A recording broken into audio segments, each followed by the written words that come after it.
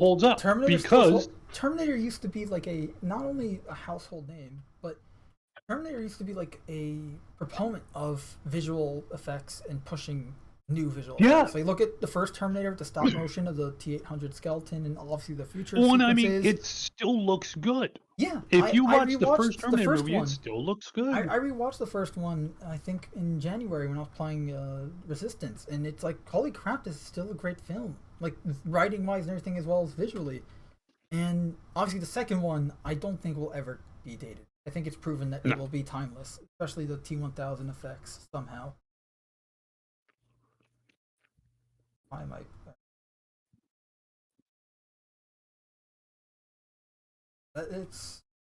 It's incredible that some of those films have like the quality that they do,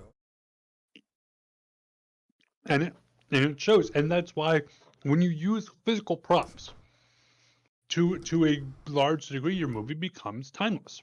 Yep. Whereas if you look at movies from the same time as Terminator came out, or even later, that were using heavy CGI, it's pretty fucking apparent. Yeah. No, that's you true. look back on it now and you're like, man, that looks old, that looks dated. Now. They use CGI for blood effects now too, whereas you used to just have freaking like packs and stuff, old school, like if you wanted to fake someone's death, right?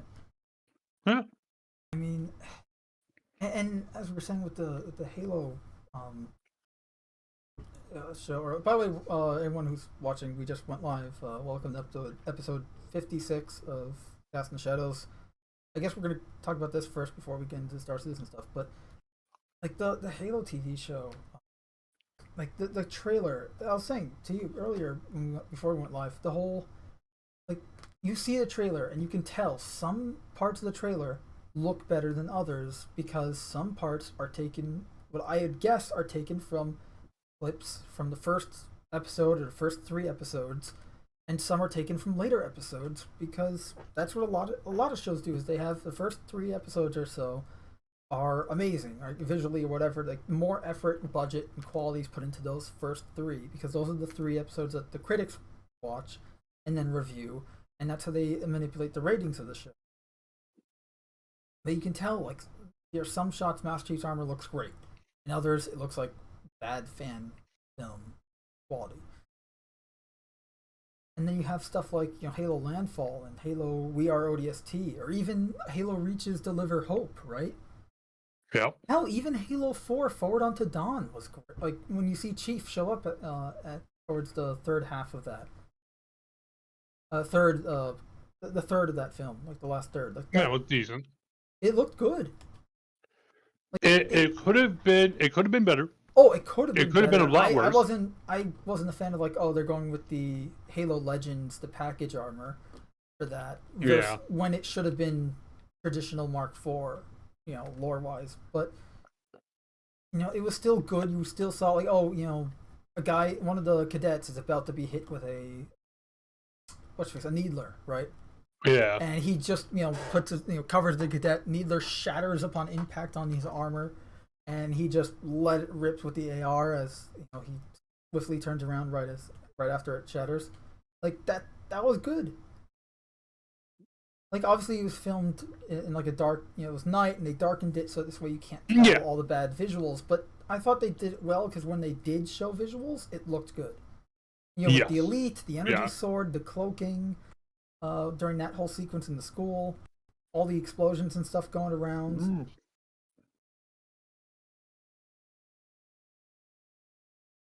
And that was after Bungie, right? That was 343. That was Halo 4. And even Halo 5's Nightfall miniseries that they had for Halo 5. It was like an origin story for Locke, and it was good. Visually, it looks good. The series itself, like just the writing of it, like it has a decent story, but it's not as rewatchable as say Landfall or We Are ODST or even Forward Unto Dawn. But like visually, it looked good, and the bad guys of that were hunter worms, like just hunter worms, no hunters, just the worms. Like they were able to form shapes and stuff. It was kind of creepy. They were going for like a horror vibe. Yeah, and I mean, and that was the thing. Like, it was And those were all definitely CG, meant and to even then, it's be. like you can tell it was CG, but it was passable. It was okay, yeah. It was serviceable. I'll put it that way. But then you have, and obviously, I can't show footage of any of the stuff we're talking about out of fear of copyright striking. Again, We've had bad experience with that in the past, and we know for a fact that the stream will be taken down if we show Halo Landfall or Forward Unto Dawn on the channel. Showing VR ODST will be no problem, but so I guess I can just show that on loop. But it just I hate that live action trailers for a video game that I can only imagine had a lower budget than the reportedly $40 million budget of a live action TV show. I'm pretty and sure it's still doing it I better. think Halo 3 may have had more than that. I don't know if that's true. Honestly, I don't know what the budget of Halo 3 or whatever is. I know Halo Infinite's budget was $500 million.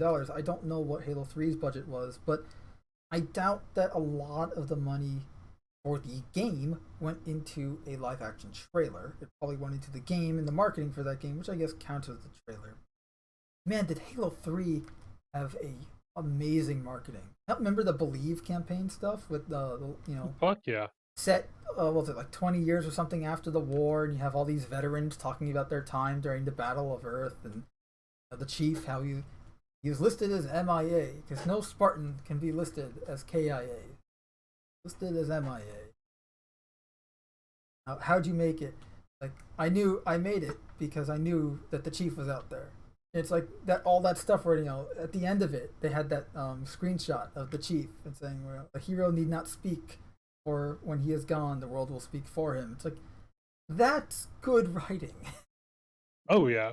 And that's the thing, And is that that's entire trailer is just it's like a documentary, just people talking. Every now and then they had props, and you had an old Marine lifting a brute spiker rifle, and like you see him like attempting to lift it with two hands because it's so heavy. And they're talking about like the brutes were wielding this like pistols, and the chief was wielding it like a pistol, and they have to hold it two-handedly. yeah, back when good writing was actually appreciated. Good times, good times. What a fucking shame, huh? What a fucking shame. Anywho, what's next on the docket? Star Citizen, of course. Ah, so it would seem that the Xenothreat has ended. Okay, so I was right. All Yep. right. Earlier today, apparently. Yeah, that makes sense. I unlocked the armor for the second time. Same. I told you, we both know this already, so we talked to each other beforehand. But I only completed Xenothreat. Like I actually completed a mission in Xenothreat this time around for Xenothreat 3.0 yesterday. I know you have as well, only yesterday. So definitely glitchier than previous Xenothreats. The Javelin wouldn't be there, which means that you couldn't actually continue past phase 2 and get into the big battle. The constant payouts were good though. As long as someone was fighting a Xenothreat fighter or something, you were still getting paid. So on the glitch servers, what I would end up doing is just going AFK and just breaking in. But yeah, I mean, Xenothreat this time around, I noticed performance. Usually I get like really bad lag around the gas clouds there, and during phase 3 especially. This time around only happened once, and it was on a bad server. Like everyone was getting it, not just me. So definitely a lot of improvements this time around, but the few glitches that were there were hampering to overall experience. But I'd definitely say it's going in the right direction. In terms of if we see Xenothreat again, it's definitely going to be better. have confidence. I just want to see it. I'm waiting for this to be a fucking event. Hmm. I want to see something that in some way encourages or enforces the use of ground vehicles. It would have to be something that would prevent A2s from just being able to fly by and just nuking everything. But Agreed. And we're supposed to be getting something Jumptown 2.0. it would have to be something that Sometime, sorry, Jumptown Jumptown 3.0. yeah, fair enough. Sometime this month, next month, something. But like, I want to see something to where, like how we saw in the back when we were on like 2.7, and we were getting the 3.0 teaser CitizenCon video to where it was like, oh, atmospheric conditions. I can't go and fly into the storm. It'll fuck me up, even in a fuck what they have Constellation. So it's like you gotta land, you gotta take ground vehicles in. Like I want to be seeing like NPCs and ground vehicles in tanks, in Ursa rovers, on and placed guns. I want to see that kind of shit to where they're good, because right now there's 0 point for ground vehicles in any situation. Jumptown, there's no fucking point. Fucking and literally anything else, there's just no fucking point. Oh, you're absolutely right. Ooh, I just had an interesting thought. I was gonna say, what if they had an event on the ground or planetary surface event where it's like in a cave, a drive-in cave, except the drive-in cave. That would be perfect. Like we're talking like, okay, tanks can roll, multiple tanks can roll in there, but it's not very high. Like let's say it's a few. Like you could get like a Pisces in there, but yeah, like you could get a small like an Arrow or Pisces and that type of stuff, but you're not getting anything bigger than maybe a Cutlass. Yeah, no, absolutely. That's a great. That'd be a great scenario.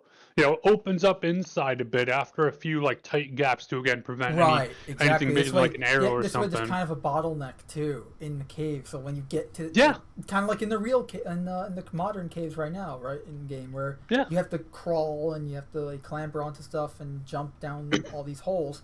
But once you do, or also too, you could have, for example, giant area with these bioluminescent stuff on the ceiling and all that. So, well, you could have too, where it's like, okay, you have a large area to where it's like, okay, your tanks could roll through there, or like a couple Ursas could roll through there.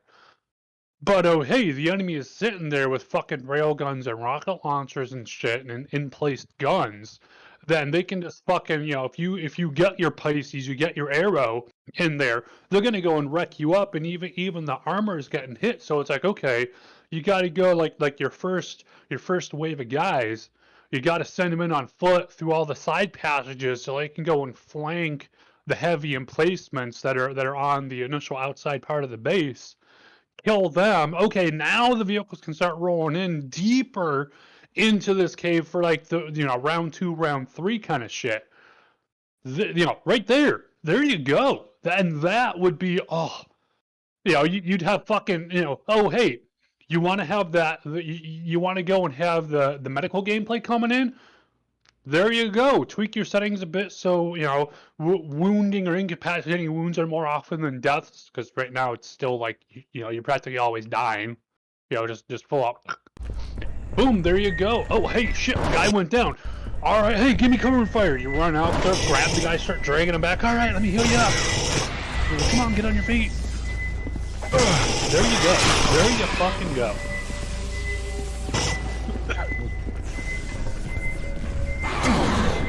Like that would be some amazing gameplay. I think even without some hefty price points tied to it, a lot of people do. It's something new, and it's because, like I said, we've never had anything that really focused on ground vehicles. The Daymar Rally is the fucking closest, and that's still a player made.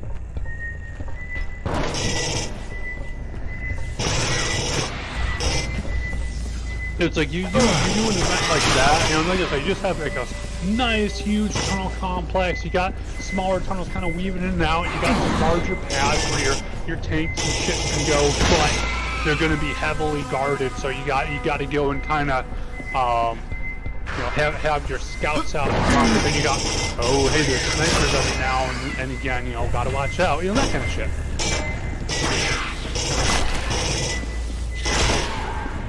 Like, that would be amazing.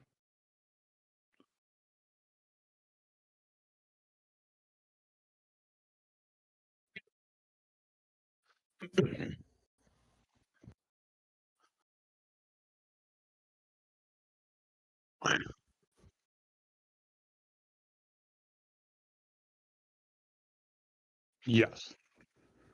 There's no point to it right now.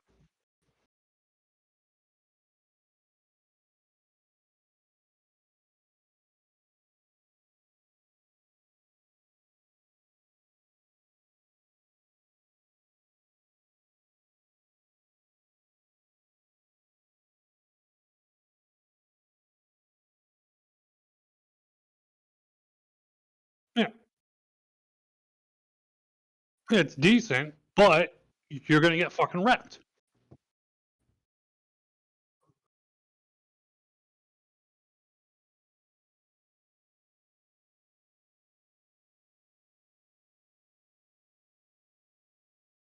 Yeah, no.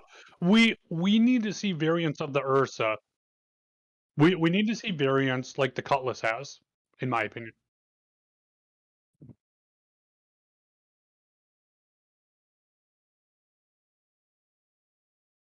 Right now, nowhere.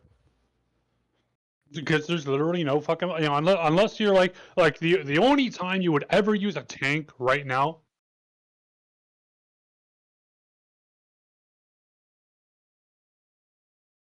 Well, no, I can see one use currently outside of like even a jump town thing, and even then it's pretty fucking limited because you know ATU is just gonna come along and bomb you.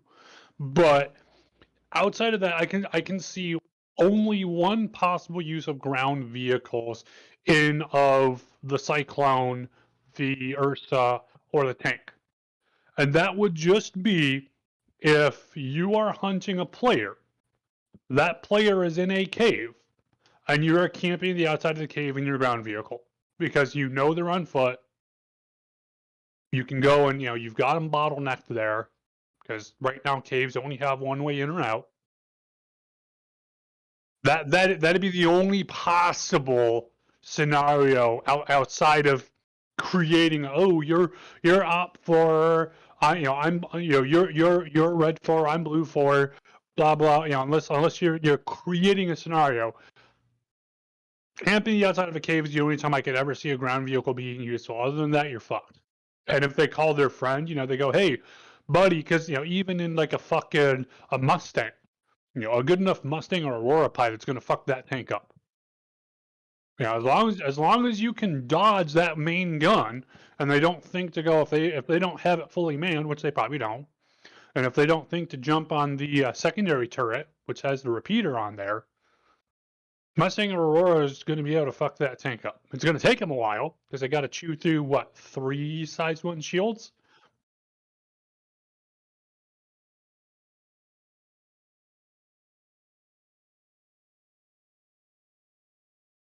Yep. But even vanilla loadout, you could go and kill it. It's going to take you time. It's going to be a grind. Yeah.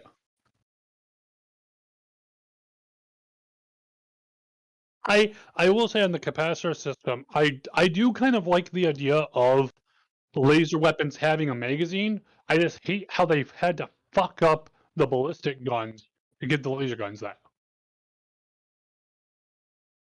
Like give the ballistic guns multiple sure, give them magazines, but give them multiple magazines, and then oh, you get 5 reloads of that. Yeah, 5 reloads of like where you're at currently would be a generous, you know, not crazy, I think, but generous ammo allotment, and boom, there you go.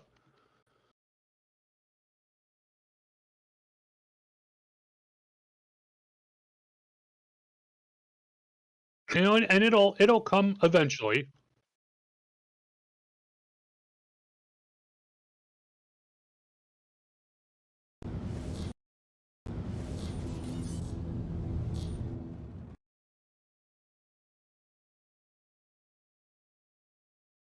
but as it is right now. But going back to ground vehicles, and like I said, I think like the Ursa, there should be several variants of the Ursa. There should be one where it goes and it makes it so it's just like the cockpit gets redesigned so it's a side entry like the Argo cargo has. It's like a side folding door. Just make the whole back of it cargo. It holds Okay. like 3 SCU or 4 SCU, something like that. It's supposed to hold 4 SCU, but I don't know if I can really see it with current dimensions. And it needs a rework anyway with the cockpit, because they've always been saying for everything, all the ships made in the past 3-4 years here, that you need space around chairs and stuff for NPCs to walk around. Yep. So they're going to have to redesign at minimum the front cockpit of it, because they're likely, I think what they'll do is they're going to widen out the neck of it, make those seats swivel. Because right now it's that both people get put into the very middle. You got that door that's right there, and you're flipping around just by standing there. There's just not enough space for it, so they're going to have to widen it out a little bit, which is going to be problematic for the Constellation, because you only got so much space here. They can definitely do it, but there should be like a cargo variant. There should be a variant that has, maybe you have like 2 turrets on there. Maybe one of them is a man turret and one of them is a remote turret kind of thing. Make it like a mini. Make it so it like unfolds, like it's like a bubble turret kind of shit. Make it like it unfolds kind of, so when it's packed up, it's tucked away into like the ceiling. Have another variant that's like medical. Now, come on, we got to promote this medical gameplay, right? Put a single tier 1 medical bed in the back of it, and then you have like one guy that's going to be your medic, and then the one guy being your driver, so you got 2 crew on it. There, especially it's like, hey, you're going into one of these deep caves or stuff where a ship can't go. Hey, you're going into some really fucked up weather. Oh, speaking of weather, I was thinking earlier. They actually It would be mentioned weather, interesting. so we'll get into that when we talk about the planet content Q&A. I have Fine. Jeez, just cut me off. All right, what else we got? so yeah, so Xeno Threat, I'd definitely say good this time around. Bad because I mean, again, we only completed it once due to glitches, but I would say there were less glitches in general, but the glitches there were harder hitting. yeah, In that the javelin would stop, and the that's javelin it. not existing, and therefore you couldn't Yeah, complete the mission. it was pretty much all around the javelin. That one server I had where lag was just horrible, but that was just one server, so I'm not counting that. It didn't happen more than once. It wasn't like, oh, I'm playing once a week. I was playing Wednesday night. I was pretty much playing maybe every other day at least. I did get the armor again. 3 minutes. We both got the armor, so maybe we'll get it twice. If not, we'll probably get something. Like, congratulations, you are now like maybe like a CDF special Spectrum badge. I think we already have. And I will say this though, I did notice some improvements. Data and I were playing the other night, and during one of the glitches where Javelin wasn't there, but we were still earning a paycheck. So even though we couldn't complete the mission, I decided to roam around Microtech L1. Right, just run around the station, explore, see what I can find, see what improvements have been made. I noticed that the NPC behaviors. First off, I only found 2 people standing on chairs, and it was in the same chair in the same spot, like 2 people inside each other, and not in a kinky way. And the bartenders have actually seen increased improvement. And what were you, kitty cat? My cat's sneezing behind me. So the bartender, like, I went up to him. He's like, "Yeah, I'll beat you with you in a second." And then, like, literally a second goes by, and he goes, "All right, what do you want?" And not only was he responsive consistently, but I had more options for what I can buy, for booze and stuff at the bar, and animations and everything were working. consistently across servers. I found one server didn't work, but that was the laggy one that I used. So, and it was interesting to see, hey, this is working as it's supposed to be, and it's really cool. Like, hey, I was able to get some ale from Terran Ale and drink that and stuff, and that was kind of cool. Here's some just a bottle of beer. Another thing I noticed when walking around was dialogue. The NPC dialogue, both dualies as well as just regular dialogue, and it makes the place feel more alive and definitely more immersive. But with the Xenothreat mission, I noticed that the more times, like the more rep you have and the more times you do it, the less official dually becomes and the more relieved almost. Or it's like, hey, good to have you back, like because you're building affinity with that character and with the CDF, that, and you're building reputation with them, and it shows through the dialogue and through the audio that you receive every time you do a mission for them. Which, again, just these nice small touches that really help build out the game. So that's the Xenothreat stuff. Shall we move on to Inside Star Citizen, or do you want to do the Planet Tech stuff? Or, ooh, I know. Okay, we'll start with the 316 post-mortem.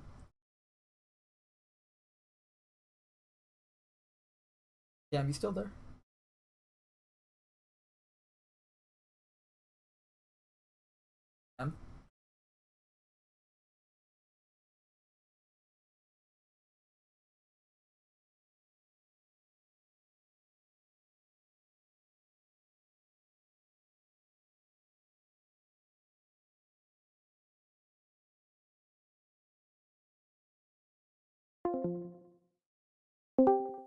Hello.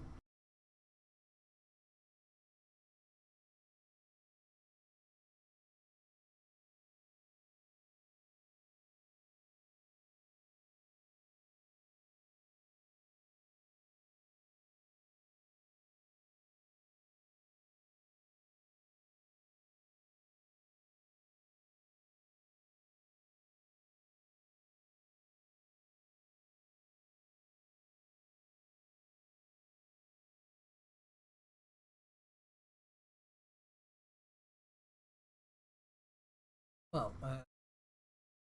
moving on to the. Oh, yeah.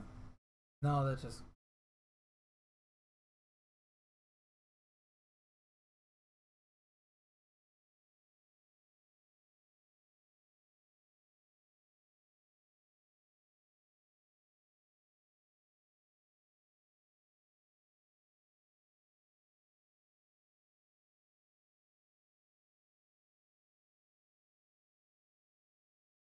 Talon29 says, I know this comment is non-Star Citizen related, but that new Sifu game that came out looks awesome. Sifu?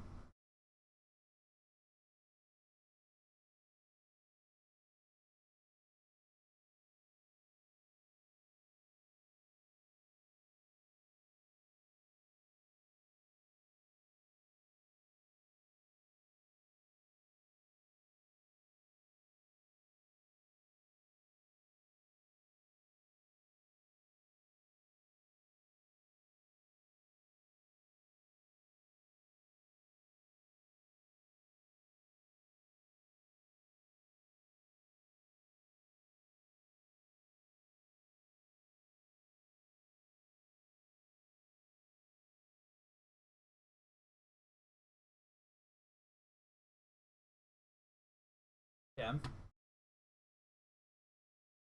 I think I lost my partner here.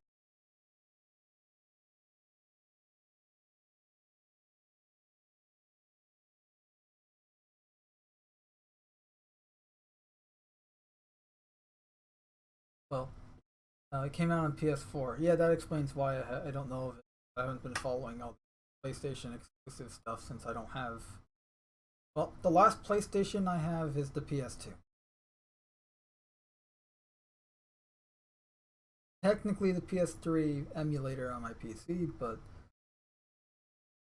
I mean, an emulator. Had all the games on ROM files, well, ISO files, CD-ROM, digital files. Yeah, I don't know anything about cursory search. Can let me know. Oh, okay. I do know this game. I didn't know the name, but I know visually what it is. Okay. I'm back. Beat 'em up. Oh, you've returned. Indeed. Eating your steak? Huh? No, actually, using the bathroom.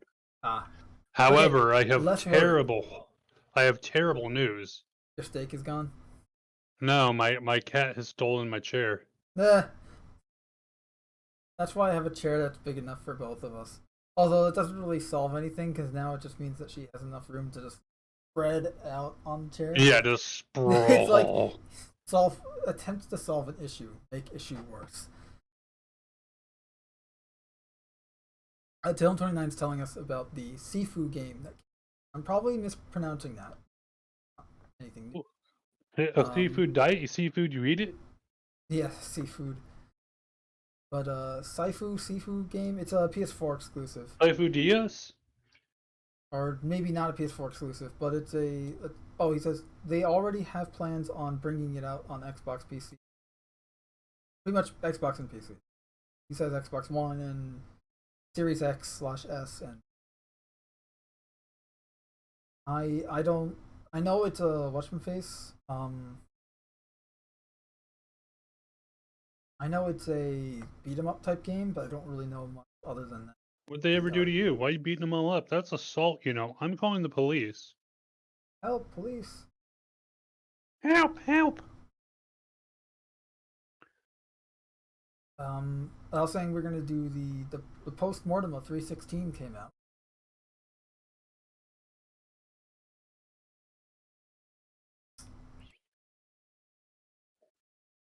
See, there it is. So December 22nd, 2021, they launched Alpha 316, the Jumptown 2.0 stuff. What the hell? Hell the what? Dropping things on my roof. Apartment upstairs. Oh, that was me. Sorry. My bad. Yeah, if only. If that were true, A, we'd have a lot more fun. But B... Surprise! It's Santa Claus! Yeah. I get my broom and start hitting the ceiling. He's like, oh, stop it! Oh. You'd return fire. Literally. Just aiming through the roof.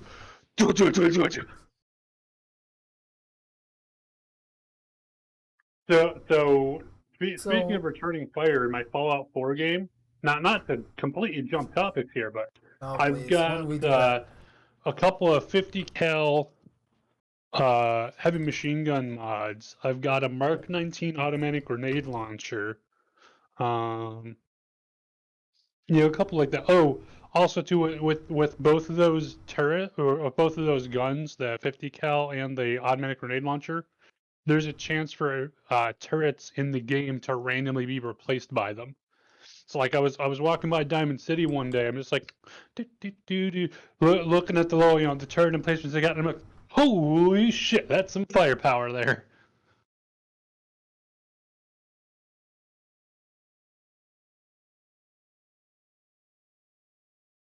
So what were we talking about with Star Citizen? So we got the post-mortem. Stop, he's already dead. For 316 and Watchface and Jumptown. And Hey, you better not jump town. So pretty much, they pretty much break it down into what went well, what didn't, right? The good, bad, the ugly. So vehicles, what went well? Well, Gravlev rework. Well. Pretty much that's it. The Gravlev rework. What didn't go well is that the Gravlev works way better, but has issues detecting narrow surroundings such as ship entrances. So Gravlev works better than it used to, but it still needs refinement. Well, yeah, Gravlev works great, but you know how you wanted to put your little bikes into ships? Yeah, fuck you. And then we've got what we'll do in the future is improving the Cutlass Steel's handling, armor, and fixing its mounted guns, like the armor value and stuff. Because the Cutlass Steel, as hilarious as it is supposed to be essentially a cheaper alternative to the Anvil Valkyrie or the Vanguard hoplite. Right? It's a smaller, nimble troop transport. Is that what we're calling it? That's what they're calling it. And I can see it. Obviously, I wouldn't sell it on the website just because of how ridiculous it is. But in game wise, right? Like as a variant of a ship that you can purchase in game, as funny as it is, why not? It seems like something Drake would do. But yeah, so they're gonna, they're essentially just gonna improve it, add some armor value and stuff. So this way, it's more effective in what it's supposed to do. Because let's be real, a Cutlass in that type of environment that you're going to be dropping troops into is not going to survive. Details. The deets, sure. AI. So the AI team didn't have any major deliveries for Alpha 316. Their main focus was on improvements to the bartender experience, which I just talked about, and I can attest to them being much better. Playtests prove a lot of feedback on navigation reliability. Overall dev process provided impressive results with minimal frustrations regarding the what went well. What didn't go so well, getting traction on features supported by other teams was difficult at the time, and setbacks surrounding the branching to release process that ended up condensing the amount of time they had to release. And what they'll do in the future is kick off with a better task breakdown, find the level structure and production workflow before we start building stuff. Essentially, organize and mainstream your process of development before development. What? Crazy. Aim to get the first playable version at the actual location earlier, which should allow an audit of features and dependencies to happen earlier. I also should note that I was testing all this stuff at Microtech L1, so that means all the rest stops have functioning bartenders. Not just the major cities, but rest stops too. Pretty much anywhere where there's a bar. Though I haven't tested Grimhex yet. So. Or have you? No, I haven't. Jumptown 2.0, what went well and what didn't? Everything and nothing. We've went on rant. And we will rant again. You cannot stop us. It's what we do. So what went well according to CIG. This is all their. This is their what thing of what went well and what didn't. So according to them, what went well was I'm skipping derelicts. All right, so derelict ships. What went well? Playtests provided a lot of feedback on navigation and readability. Overall dev process provided impressive results with minimal frustrations. What didn't go so well was getting it's the same stuff for AI. Oh, I read all the derelict stuff instead of the AI team was just they didn't have a lot of major deliveries. Okay, I'm reading through my notes, not on the web here, so that's my fault.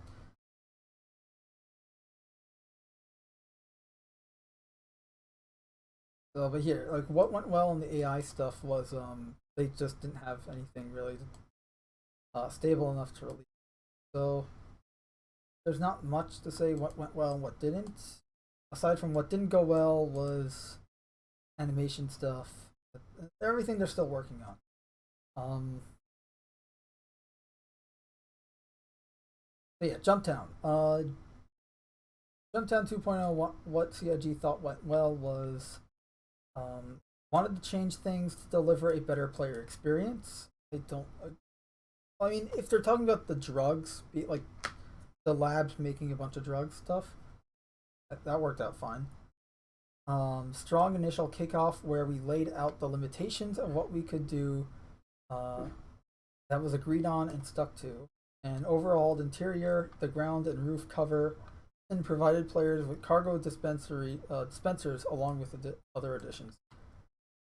I'm not so sure because I mean, the outpost itself was great. You know, same as original.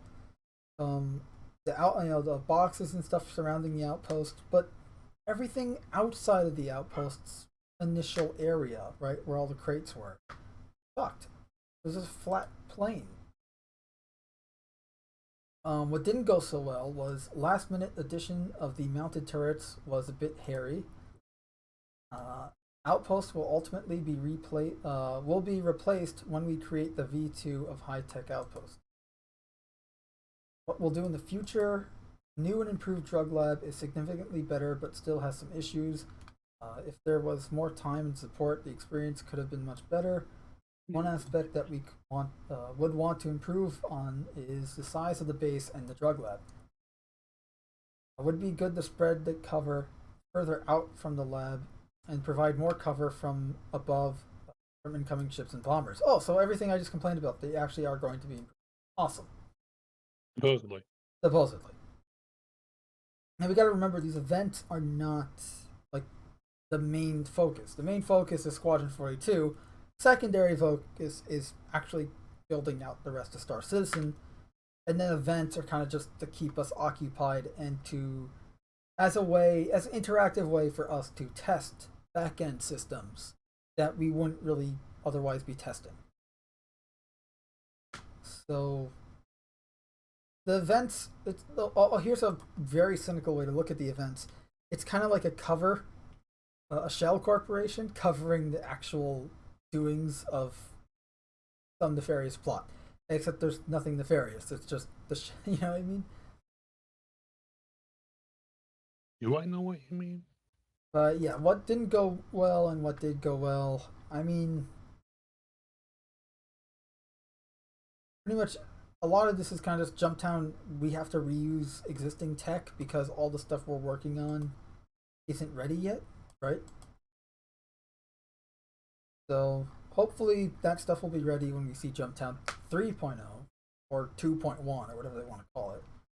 And if not, then hopefully they at least spread the cover out further away from the base. There's more areas of ways of approaching Jumptown instead of just ships, as we complained about nonstop in our Jumptown review. Yeah, post-mortem. I'm keeping it short and brief because if you want to read this for yourself, links in the description. But yeah, so next we have, and Cam, you're gonna either love or hate this. Probably both. The Hover Quad QA.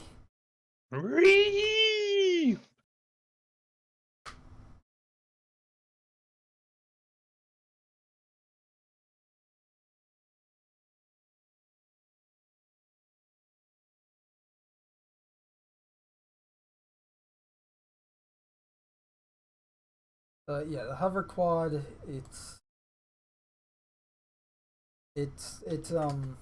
we've already ranted on about it. It's an answer to a problem that no one had. Yeah, pretty much.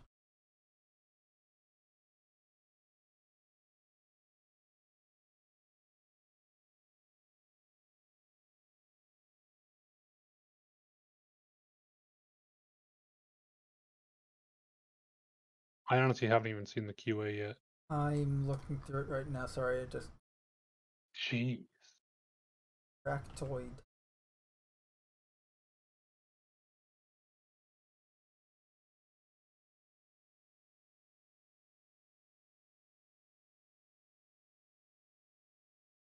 Alright, so first question was, does this bike use the same hover technology as Welded Outland Nomad, and how does this differ from Gravlev bikes of other manufacturers like the Dragonfly or Apoa Nox?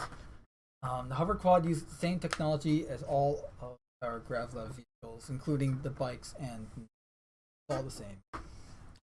Which honestly, I mean, we knew that already. That's a basic question, but I'll allow it. What ship vehicles can the hover quad fit into?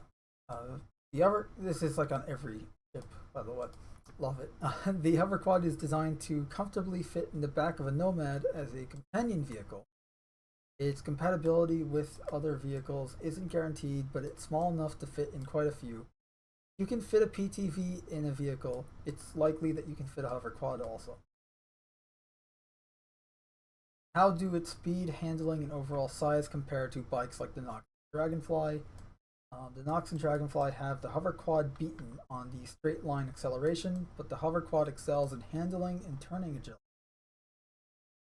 Which I think makes sense given the design, but Yeah, sure. yeah. Does the hover quad have any storage for weapons, equipment, or cargo? The only onboard storage is personal storage area for transporting small items. There are no dedicated cargo racks or weapon storage, as your back remains free when seated. So anything you're carrying on your person, you can carry when driving. Does the hover quad have upgradable components? The hover quad utilizes standard size 0 vehicle components that can be upgraded like any other vehicle. Problem is, we don't have many size 0 components to upgrade at the moment. How does the hover quad handle through rough terrain in comparison to its competitors? Much better. It has a lighter turning radius, and at speed is much more nimble.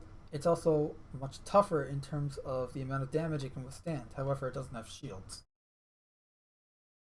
Which I would think would mean that it's not much tougher. I mean, I once survived orbital re-entry with a Dragonfly. I don't think I can say the same about the hover quad. I'm just worried that they'll go and essentially nerf other bikes, To make this one specifically to better. go and try to make the hover quad Yeah, to better. make it look better. I hope not, but Yeah, I hope not too, but we'll. Then again, though, honestly, bikes have been getting ignored for so fucking long. I mean, even with what we're seeing, Oh yeah, like even though we're improving hover mechanics, and it's like, yeah, they've done it it seems several like the times hover already. mechanics were only worked on for the hover quad, not for the bikes. Oh, which they is... didn't do it across the board. It's just for the quad. No, they did do it across the board. So I haven't It's still used any just bikes yet. it doesn't like there's some improvements. So it's like, oh hey, we made it so it's like if you're trying to put your bike in a vehicle, it's still getting fucked up. It's like, okay. And the actual from what I saw and heard of other people who actually went and were testing this, yeah, actually like using bikes was not very much better. So it's like, what's the fucking point?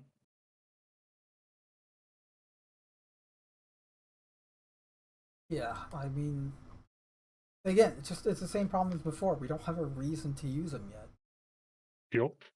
And I'm worried more and more that they're going to look for punishing reasons to force you to use it as opposed to positive reasons to encourage you to use Like it. here would be an example of a positive reason: severe weather conditions.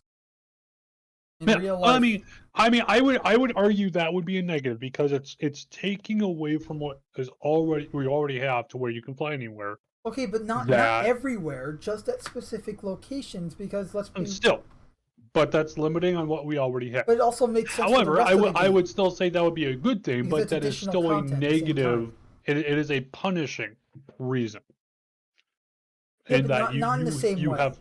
It's not punishing the same way. It's not, hey, let's. No, it's punishing. It's a good reason, but it is still a measure that is going, and it is saying, if you try to do what you can do right now, we are going to punish you by fucking your ship up. Am I wrong? I Now, guess, but I mean, that's a negative way to look at it. What's an It's example a better way to say, of? hey, we're adding new weathers, and because of those new weathers, you can't Right. fly everywhere you could before. But it's still going, if you try to fly where you could before, guess what? You're getting fucked up. Well, I was gonna say you can still try and fly. It's just gonna be more difficult. I'm not saying like, oh, Yeah, you well, just can't fly. because now we're on weather here. I wanted to address this before. Yes. One Do. thought I actually had, and I don't know how well this would work, balancing wise, anything like that, but one idea that might go and help and be interesting to, one, not go and fuck up, especially like new players and shit, but to go and kind of just change things up a bit. If you're in heavy weather, so like let's say if there's a horrible storm, you know, the kind of storm that's like if you're in like a cutlass, and you're not cutlass, if you're in like a constellation, something that size or larger here, and you're like, whoa, shit, you know, you're barely holding your own against the storm there. You're like, I'm not gonna fucking risk this. You know, yeah, you could try flying through it, but you better be a fucking ace pilot there, otherwise you're gonna have a bad time. You know, not in that, you know, you might not die, but you might get your ship kludged around a good bit there. Right. But if you are in a smaller, lighter ship, so like a Cutlass Black, an Aurora, a Pisces, a Mustang, an Arrow, etc., because you are lighter, your engines are more efficient, therefore you're able to hold your own against the storm better. I don't know how well the logic on that one works out, but I think it would be interesting that storms would not affect smaller ships as badly as the larger ships because of the increased mass the larger ship has. Right. I mean, yeah. Again, Not sure the logic plays out on that one, but I just think it would be interesting because then it's like you have all the players going, you know, hey, I've got a constellation. Well, hey, this gives me a reason. Okay, let me go and undock my Merlin and zip him around a bit. You know, hey, I need a good landing spot. You know, I got to get in there. Be my guide. You know, get out there, find me a good spot, and guide me in here. Cool. Same with, you know, Herrick with the fucking Pisces. Hey, guide me in. We need to find a good spot here to set down. We got to go into the storm here. You know, find me a route. Find me a good place to set down here. Yeah, okay, so otherwise you can only see like 5 feet in front of you. Something like that. And then all your new players who were in, you know, your Aurora, your Mustang, your Cutlass Black, your, you know, Freelancer this being way like they're right not on being the edge punished of by that. bad weather because that's the only ship they have, and now they're Exactly. stuck. Yeah. Like I think something along those lines would be kind of interesting. Essentially, it's a question of balance at the end of the day. You gotta experiment and try. It doesn't work, you try again, experimenting and seeing what does work. Right?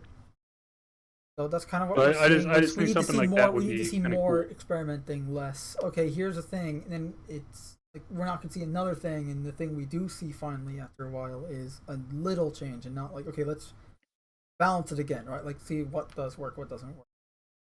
But Hey Mando, you know what we should do? On the note too of because CIG supposedly goes and looks at like all the Reddit posts and shit. So we need to start posting links like whenever we come up with a new episode, so like when we're done today, we need to go and just make like a Reddit post and just post the fucking link to the video there, and be like, hey guys, here's episode blah of Cast in the Shadows. Today we discussed blah. I don't have a Reddit thing, so I'll leave that up to you. Okay. I have a Reddit account because I read it. Ha ha ha. Well, if you're gonna do that, just write. You know, since we just mentioned this here, I'm doing the whole Gib Compass thing that call sign made. Gib what? Gib Compass that call sign made. What? Gib Compass. The call sign was saying that, you know, they hate the Gib thing, right? Or Gib Carrick. Oh. So what are we asking them to give us? A compass, so that we can navigate on planetary surfaces. Oh, compass. Yeah, Compass, I'm yes. sorry, I could not understand what the fuck you were saying. Yes, I know. Yes, I fully agree. We need a compass. Compass. Try saying that 10 times fast. It's not. English is a weird language. No, you're not wrong. But yes, no, we absolutely need a better planetary navigational tool, preferably on our HUD and or mobiGlas kind of thing. Absolutely. I prefer to be on a HUD, you know, similar to like ODST or whatever. Yeah, give us just like a north, south, east, west kind of shit. The perfect thing would be like a advanced version of Arma's HUD where you can customize it yourself, but more sci-fi. I mean, maybe down the line, but I would love it. That's their plan down the line. I'm just saying we need to. At least, I would like to see, now that we have building blocks actually in game, I would like to see some like placeholders and stuff made, stuff to show us what can be done with it, and just overall stuff that will allow us to better experiment. Show us again and play test. Like they used to be like, hey, here's some Moby-Glass mock-ups that we're doing. Here's some ship HUD mock-ups. The last time we saw a visual test for an FPS HUD was in 2017. I know this because the HUD I created here is based off of said 2017 HUD. So. But it is what it is. But no, absolutely, and I'm hoping when we get the player interaction system, which they just fucking pushed back off the roadmap again. But whenever we get it, too. I'm hoping that one includes like the ability to actually take off and put on your helmet, like fully animated and all that kind of shit. But two, I want to see a fucking better HUD. Like we've had this same HUD since what 3.0? I think it was. Yeah, and they've actually they've removed or redesigned how some features are, like with the health icons, but that one they introduced the player status effect and stuff like that. Yeah, but even then that was what 3.7? I think something like that. So it's been a while. So I'd like a HUD that makes me, it doesn't have to be something like I don't want something like Halo 3 or Halo 4 or whatever. Where it's like it's like, oh, we're trying to make you feel like you're wearing the helmet, but it's in an obstructive way. Well, I mean, I wouldn't. I want to feel immersed, but I also want to have with helmet visuals. overlays, but it can't be like how it was before. Now, I thought it was somewhat okay, and I'm doing air quotes here. Okay. The old ones from pre 3.0.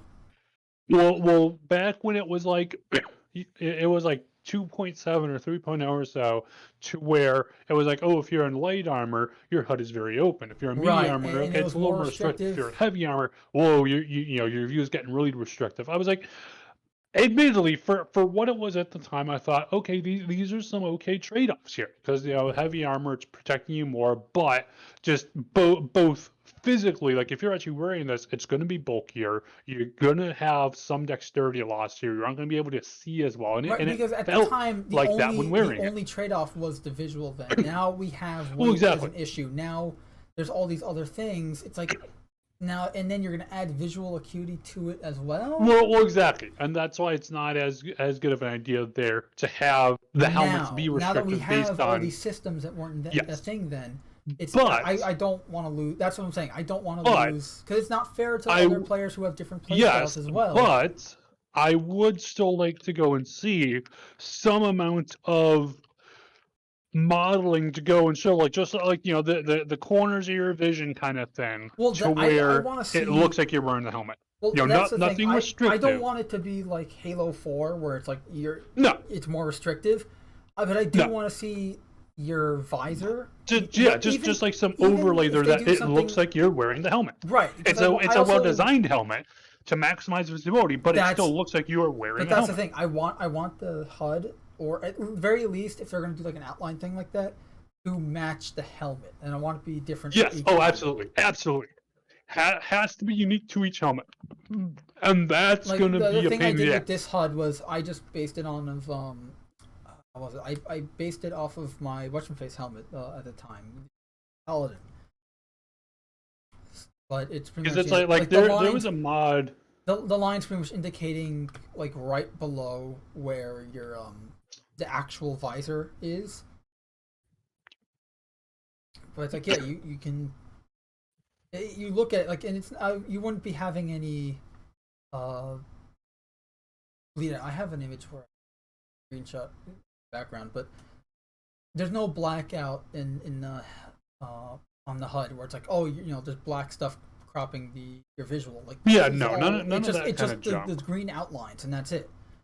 And some of them are not. Yeah, just like something there where when you're looking at the screen, you're like, oh yeah, I'm wearing a helmet. Well, something I learned. Because also too, it's like how many times have we seen people go and they walk out the fucking airlock without a helmet on because there's no visual real representation. Your HUD changes, but if you aren't keyed into that, Right. you're gonna walk like, out there and be like, it's such a subtle change too now that you're not really gonna notice.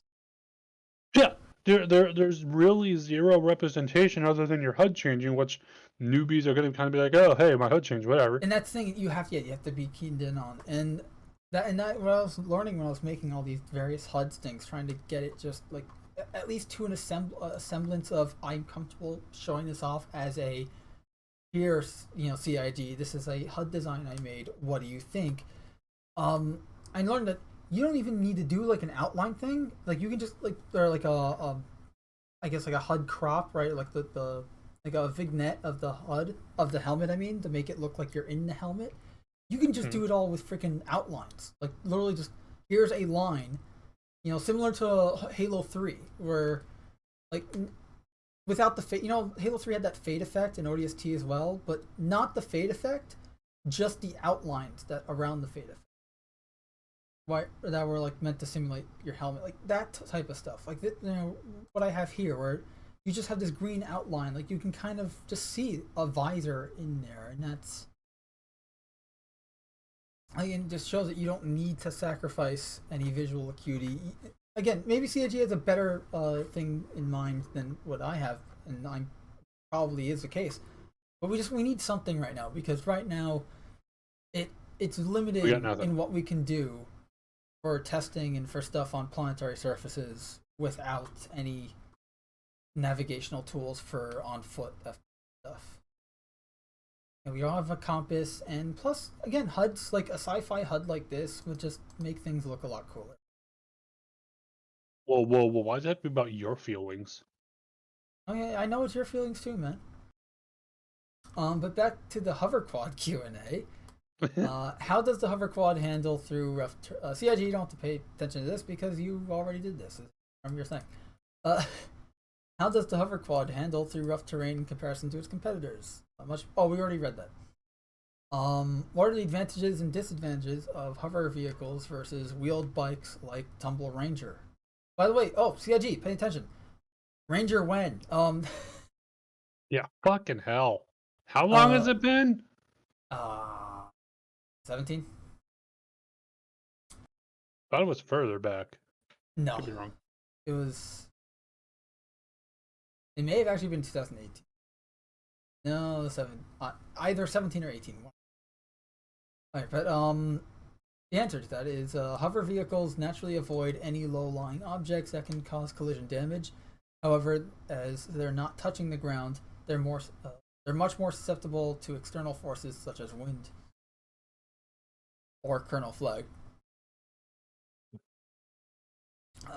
How fast can the hover quad travel over terrain? It varies depending on the planet's atmosphere and gravity. I like that. That is good. Yes.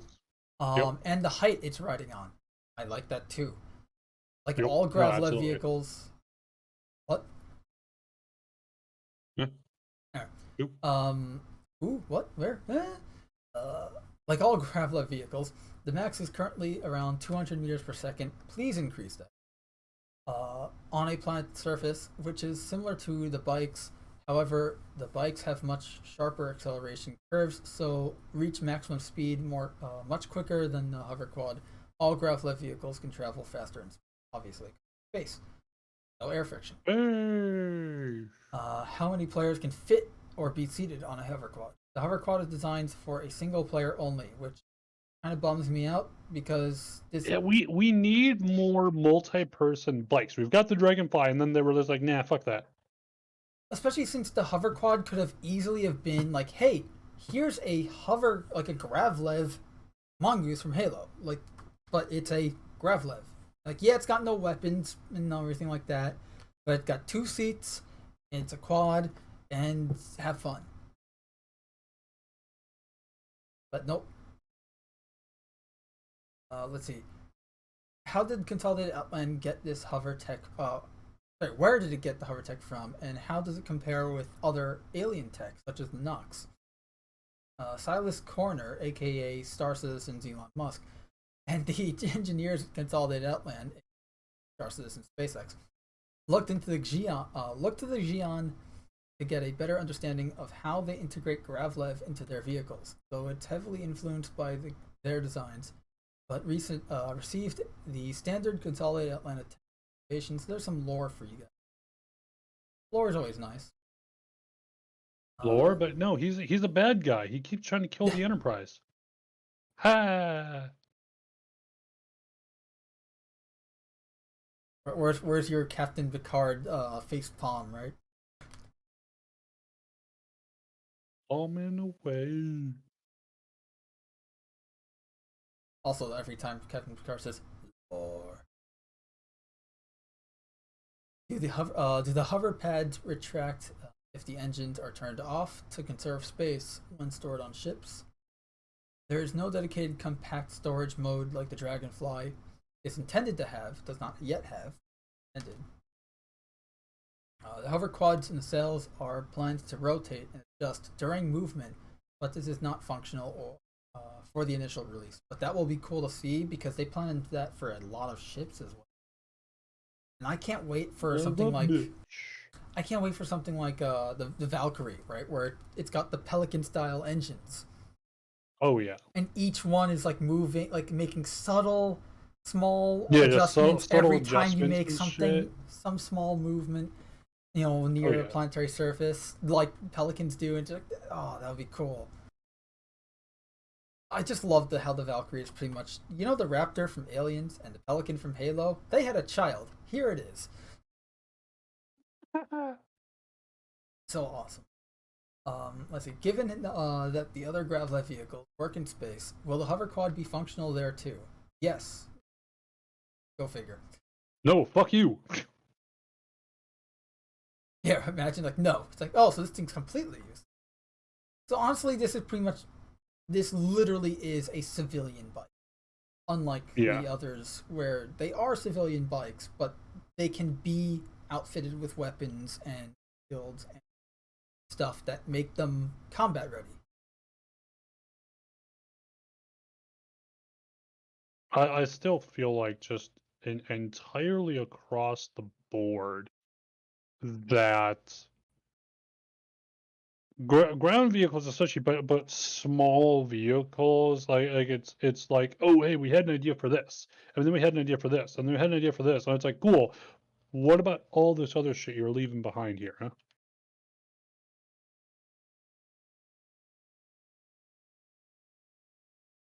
I don't know. No, I just feels like could be better.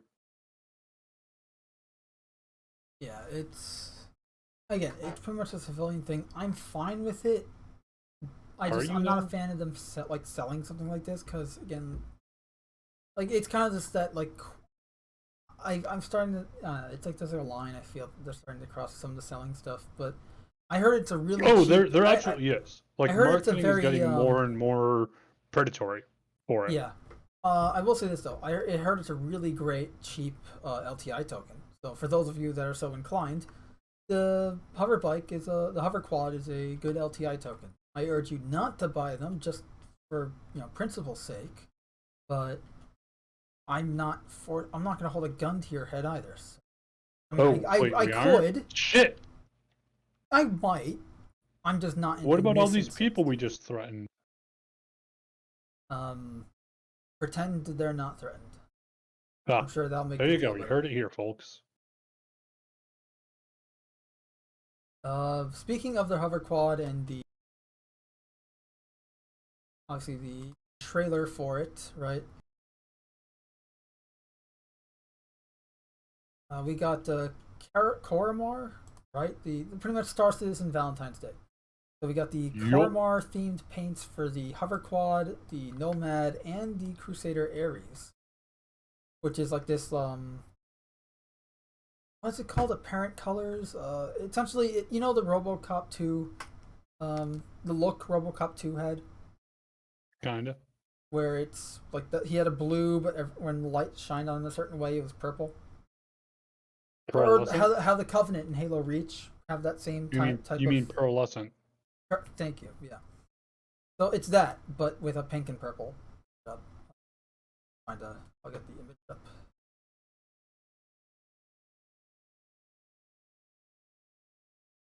There's an actual name for that. I'm just blanking on it entirely. Blankety blank Moron. blank. A Heard it here, moron. not first, but like 17th. Oh, great! They send me a moron. But yeah, here it is. Yeah, the atypical. Not whatever. I'm gonna remember it like in a day from now. That's it. Damn it. But yeah, here's the paint jobs. They actually look really good. It is only for the Ares Ion, correct? Is it also for the Ares Inferno? I have no idea. If it is for the Inferno, cool, but I think it's only for the Ion. I'm only seeing it for the Ion. But yeah, pretty much it Star Citizen Valentine's Day. It's Coramor. We are accepting chocolate, by the way, if anyone wants to give it to us. We're accepting anything. We'll even take kittens. Fuck yeah, I'd take kittens. Kittens are fucking awesome. Any form of payment you can think of, we will take it. No, let's see. Coramor, it's a holiday, blah blah. Origins date back to 2486. Current year is 2952. For anyone who didn't know. Some lore here. Lore is good. Life. Or in the event of Star Trek, lore is trying to take away your life. I mean. Oh, and speaking of Coramor, happy Singles Day, everyone, because we're just two singles guys here. So have a happy Valentine's Day for those that celebrate or have someone to celebrate with. If you're watching, stop watching and go spend some time with each other. I don't know. Unless they're both watching. We'll always be here. I don't know. that sounds so wrong, actually. We're always going to be here. This. You guys may. But your time together may not. Like, there's no way to make that sound good. Do what you want. I don't know. Hey, spend time watching us together. I don't know. Whatever entertains you, whatever floats your boat. The skins obviously are here. Oh, okay. So the Ares, it is for the Ion and Inferno. So interesting. But yeah, it's $5 for the hover quad, $7 for the Nomad, and $11 for both Ares variants. Or you can buy the ships with the skins, limited time. And all this is limited time only. The Heartseeker is on sale again, which is a Super Hornet variant. So yeah, pretty cool stuff. Very aunt. To be fair.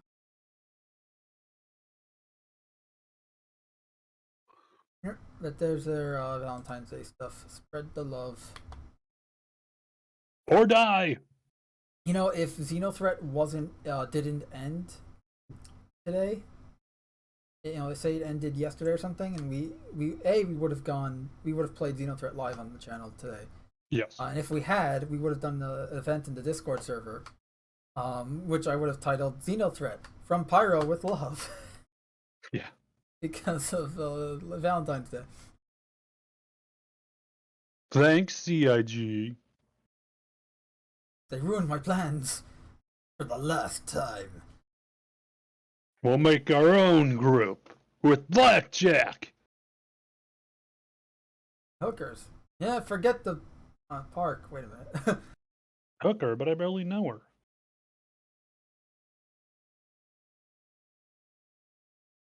Alright, well, moving right along. Are we moving right along?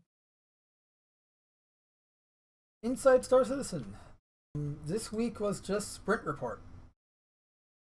Yes, the Sprint stint. All Sprint Report. And it's all good when it's just Sprint Reports.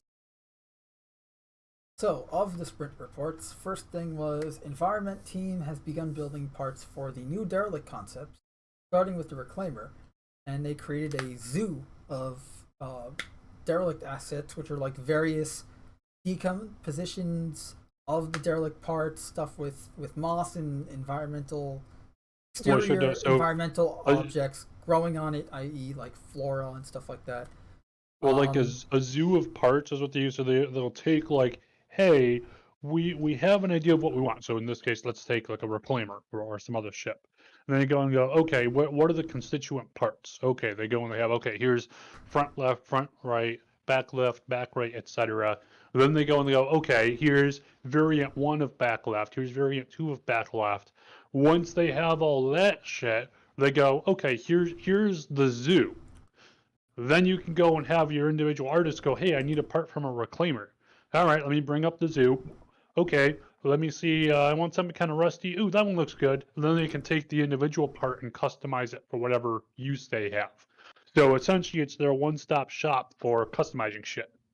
Because that way, 90% of the work is already done. They don't have to cut up a reclaimer every time they want to reclaim a Plus, part. this way they can share the assets with the group, and they can all have access to it. It's exactly it. Yeah. Like when we were seeing the colonial outposts, and we were seeing like they had them spread out in like a grid format. That was a zoo of parts for the colonial outposts. And they mention that later when they talk about the other newer outposts they're working on. They also got advanced traversal opportunities for outlaw space stations are being explored. So hidden pathways, stuff involving actual investigations and exploration, like puzzles. Like not just puzzles, Half-Life style puzzles, which is awesome. Yes. But also now, when are we getting that in the main game? The type of stuff we saw during the CitizenCon event this past year. When are we getting that in the main fucking PU? Probably with Pyro. Yeah, fuck. Yeah, so probably later this year. But like when I say investigative, like you have to look like, oh, there's scraping on the floor here. You can move the object that's near the and you could like hey, I can push this desk or something, and there's a hole here that it was covering. Like that was some cool shit. Right, and like and he's clambering up to get to this little area with a bed and stuff, and then there's this catwalk, and then you can see there's a crate here, and then you can loot the crate, and so stuff like that. And inside is it's a bomb. Inside, no, it's like what's inside the box? What's inside the box? It's like it's a cat that's is it alive or dead? Alive or dead? One must open it. Both at the same time. My God.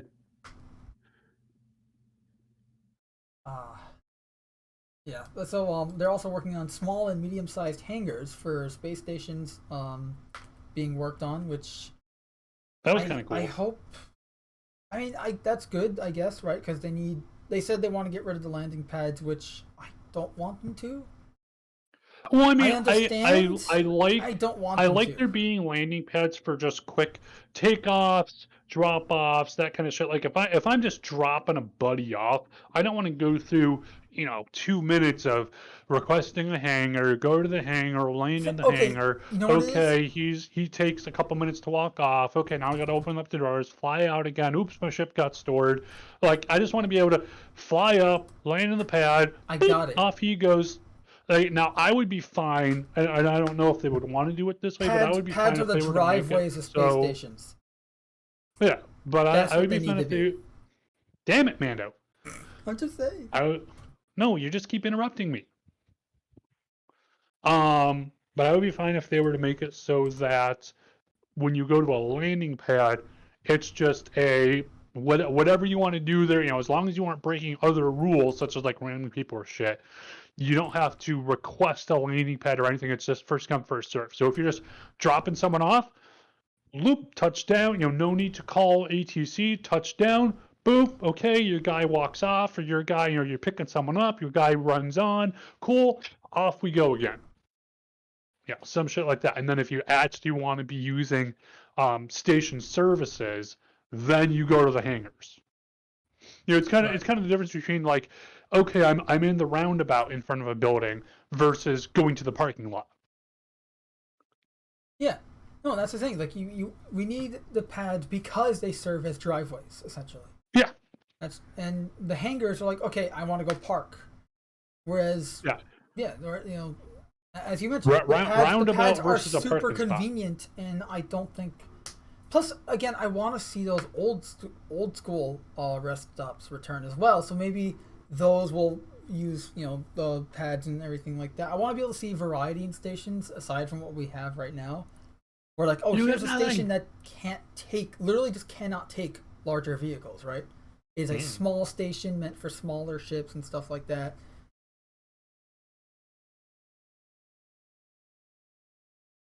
So again, it's just part. It's part of it is I want to see variety. Another part is convenience. Another part is just diversity in play styles. How dare you? There you Voodoo that voodoo? that you do so well. Exactly. So yeah, so they're medium and small sized hangars, which look good. I will say that hopefully that means we're getting proper sized hangars for ships. Like, I'm sick and tired of the Carrack getting a hangar that it can just barely fit in and out of. Well, and what I fucking hate too so much about that was it's like their whole shtick for, well, we were gonna go and make it a good bit bigger and space some stuff out in it, but well, they wanted it to fit on as many landing pads as possible, so we're gonna go and make it so it's yes, it technically fits, but it's horribly inconvenient to use it so. And then they're immediately talking about, yeah, we might just put it on, make it always fun in those bigger ones. And it's just like, fucking hell! You literally nerfed this fucking ship just fucking because. And then went back on the very reason for nerfing it. Like, come on. Ugh. Yeah. It bugs me. Next on the sprint report is the sprint of the stint. We got new icons for the reputation system because we're getting the reputation system version 2, I believe, with the next patch or the patch after that, sometime this year. New icons for the reputation system are being created for various mission types such as mining, emergency response, racing, espionage, kidnapping. Yes, kidnapping. What the kid Security. ever do to you? Another one is I think bounty hunting, mercenary stuff. Pretty much, salvage was another one. Medicine. Pretty much, you name it. It's pretty much every profession in Star Citizen that will exist is going to have one of these, which is great. Hired muscle. Or is it great? So, and this is pretty cool because it's going to be like your rating and how good you are with X person and stuff like that. Theft. There's a lot of kidnapping. Courier, so you can become Courier 6.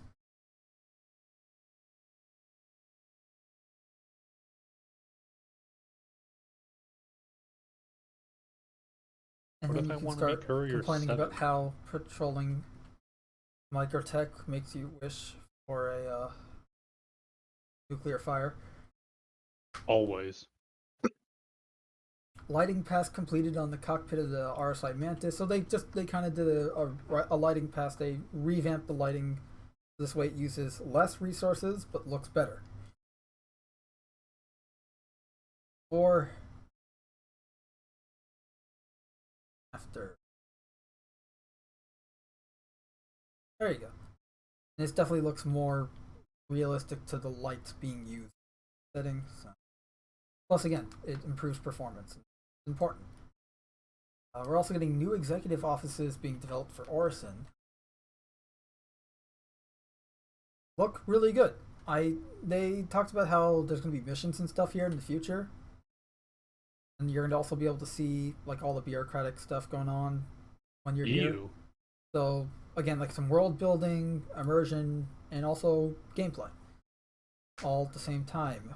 But for now, we're just seeing the actual area and location. Drake Vulture is in Final Art Pass, which gotta say, those engines look amazing. All the yellow parts are still clearly going through a texture fade patch, but everything else looks great.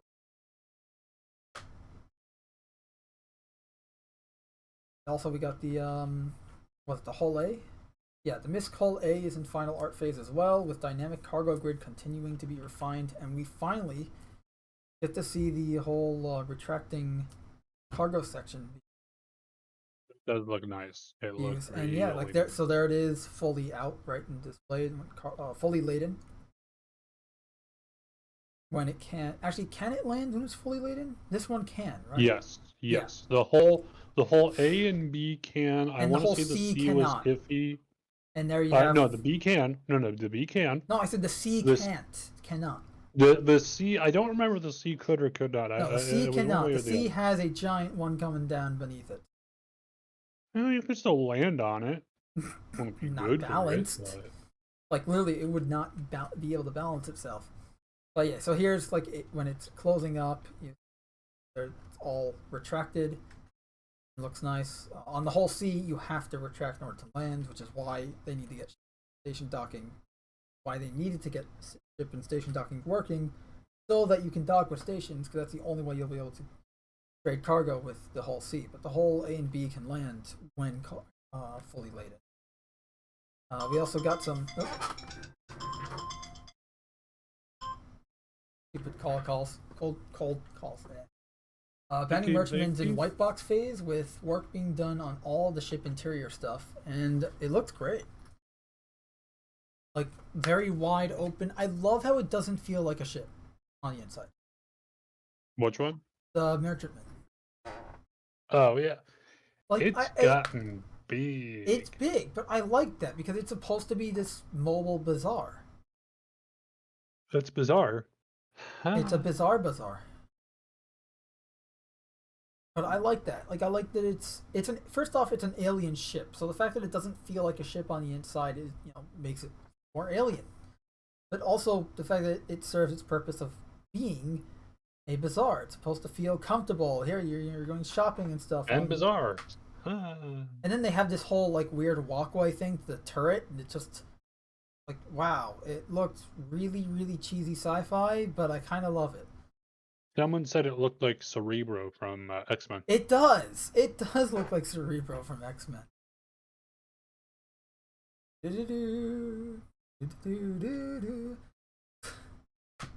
Or better yet, the 90s theme. But yeah, so also concepts are being worked on for more abandoned and derelict outposts with parts already being created for them. Again, they're making more zoos for these outposts, which I love how they look like they've been bombed to hell. They have like this post-apocalyptic feeling. Like something already happened before we got here, right? Like it wasn't, oh, here's an outpost, we got here, and then we caused this to happen. Someone already caused this to happen, and it wasn't us. And some of them look great.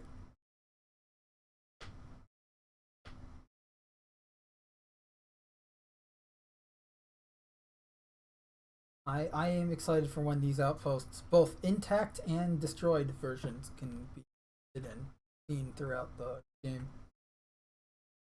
Yes.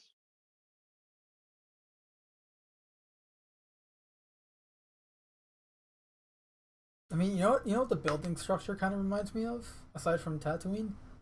Fallout 1. What did it win? Reminds me like of some of the towns in Fallout 1, the building.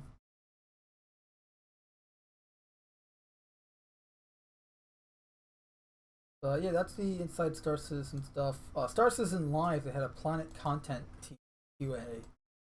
So they had like across the board Planet Content team guys, like Planet Tech guys, art guys, and they talked about a lot of stuff.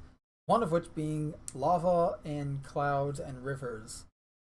Apparently, for lava and rivers follow a similar tech, so we're gonna get those together. I mean, they're actually so supposedly we're gonna have an upcoming lava, not lava, sorry, a whole thing on rivers is coming soon. So we're gonna get a huge info dump on it soon. Yeah. So like probably in like the next couple of weeks. They talked about Pyro and all these things that they want to get in on Pyro, but they don't have ready. Like the lava stuff, like a lot of lava is a big thing in the Pyro system.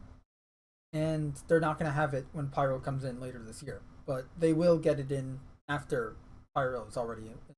So, and obviously like stuff like rivers on Microtech or Hurston, they're going to get those in later. And everything they do for pyro, like they talked about having these giant rock spires and canyons and stuff like that is not in the Stanton system right now.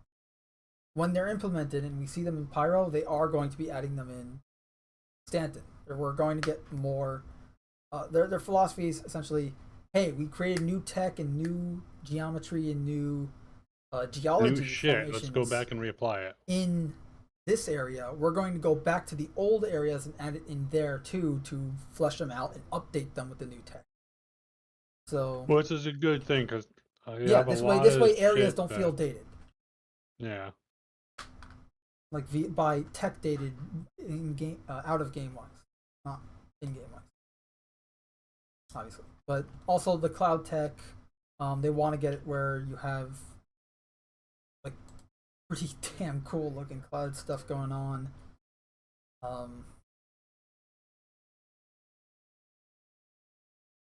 Microtech's clouds were looking pretty good last update, I gotta say. Yeah, they are. They need to work on the performance, whatever the issues for performance are there.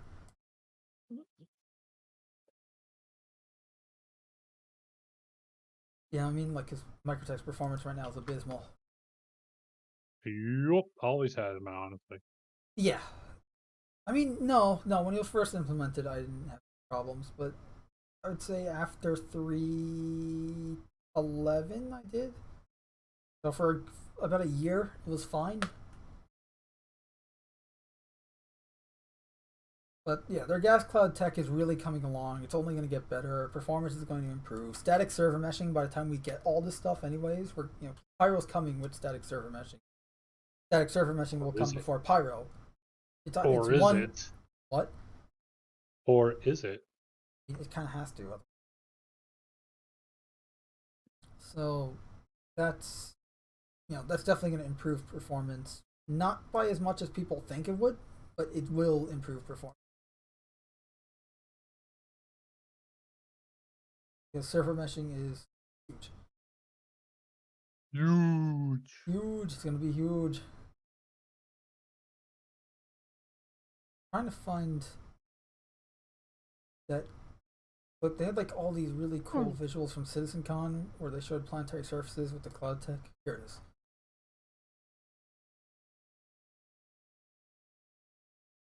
Pyro. Pyro or Pyro? Like, yeah, I want to see stuff like this where like the clouds are really close to the ground. Dust. Oh, yeah. Like clouds that aren't just your traditional clouds. Like storm. I want to see those fucking sandstorms. Yeah, exactly.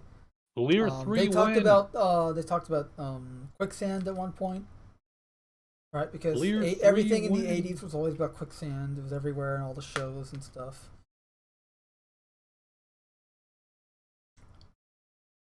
We need quicksand. I don't remember what they said, but quick? Oh man, doing that with a grav bike is gonna be like just the streak of clouds and dust behind you. How about a regular bike? Ranger win. But stuff like this, like right here, this shot where like the clouds are engulfing the ground because of just how small planetary body is, the celestial body is.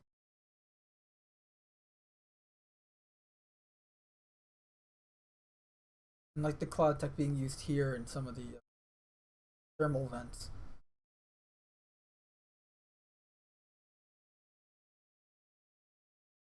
And they even talked about like some really like weird looking rock shapes that you see in real life, but like you would not think of designing, right? Because it makes no sense. But they happen. And they talked about how they're going to find a way to do that. They don't want to have it was really interesting. Super Macro summed it up pretty well, honestly. If you're watching this for news, honestly, I just recommend watching all the sources of the videos that we're playing. Everything's linked in the description. If you want to read, watch. But yeah, I'm excited for Pyro. It's going to be cool. Honestly, a lot of the stuff that they've talked about recently. And it is nice that they're clearly addressing some of the feedback from Xenothreat and Stumptown. Yeah, hopefully that works out. Yeah. So, last thing for Star Citizen news is this week in Star There's Citizen. more. This week in Star Citizen. So obviously today's Monday. Monday is this week in Star Citizen. Tuesday is a lore post as always. We're getting the plain truth, whatever that is, tomorrow. Wednesday will be a roadmap update and a roadmap roundup. Thursday is going to be Inside Star Citizen and Star Citizen Free Fly event starting this Thursday. That was a bit of a surprise. Yeah, well, not for anyone who is clicking on this video because it's in the thumbnail. But well, yeah, but Star Citizen Free Fly starts this Thursday. So Thursday, February 17th. Thursday. Yeah, that's Super February Bowl. 17th is my father's birthday, and it's the birthday of Michael Jordan. And I will not answer if. Is Michael Jordan your father? So Thursday. You knew it. Is Star Citizen Free Fly event. So what that means is, you have an account, you can play the game. It's really that simple. I'll probably make a like how to access the Free Fly video just for ease of use. Or hopefully I can, because last time they did it, it was really just make an account, go to the download page, which here, let me see if I can just. So pretty much last time you just create an account, right? So I'm not signed in on this. So you just go to the account and list, or no, actually what you do is you go to the description of any of our videos. Yeah, of course I got to do it that way. We scroll down here to interested in becoming Star Citizen. Click on this link. Use any of the 4 codes here. Right? And then you fill this out. Use one of the codes. There, you've created an account. Once you've created an account, you scroll all the way down, whether it's like, say you're at the home page now and you created an account, right? You verified the account through email. Go down here, go to download, and it should have everything filled out because it's a free fly, and you just download. But I should note, you need to be on Windows 10 or 8. I think Windows 7 should still work, but they don't have it listed here. You're going to need more than, you're probably going to need 4 gigs of video RAM at least. Yes. Quad core CPU at least. And, yes. And at least 8 gigs of RAM. Although no, 16 gigs of RAM. They upped it to 16. Well, that's what they say, but you want at least 8, and you're gonna have problems. Well, but you might, if you're pushing low end rig, you might still be able to sneak in, but you're gonna have problems. If you're pushing a new rig, you can probably get away with 8. But if you're going an old rig, 16 or more, and honestly, that's stretching it. Yeah, and also too, hugely important, make sure if you have any choice in it at all, make sure you install it onto a solid state drive. Yes, SSD. they do you recommend. Try to install it on a hard drive.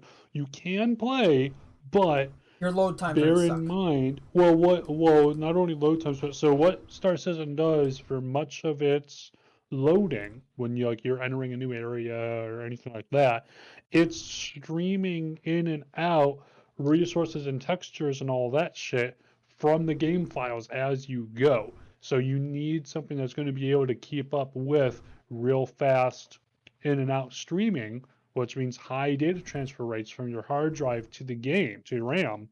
Because if you don't, you're going to be sitting there for like 10 minutes just waiting for the roll to load, and then as soon as you leave that area, let me wait another like 5 minutes for this next area to load up, because it's trying to pull all these textures and resource files that it takes a while. Yeah, pretty much Star Citizen uses this tech that CIG created for it called Object Container Streaming, which is essentially it's streaming it's essentially the game is the loading screen. like there's the loading screen to the main menu, and there's the loading screen to get into the game from the main menu. And once you're in, there are no other loading screens. It's loading in and out assets as you move around the world and as you do things. And yeah, because of that, you want a solid state drive. You want an SSD because it's more powerful and it will allow you to do that faster, obviously, than a hard disk drive.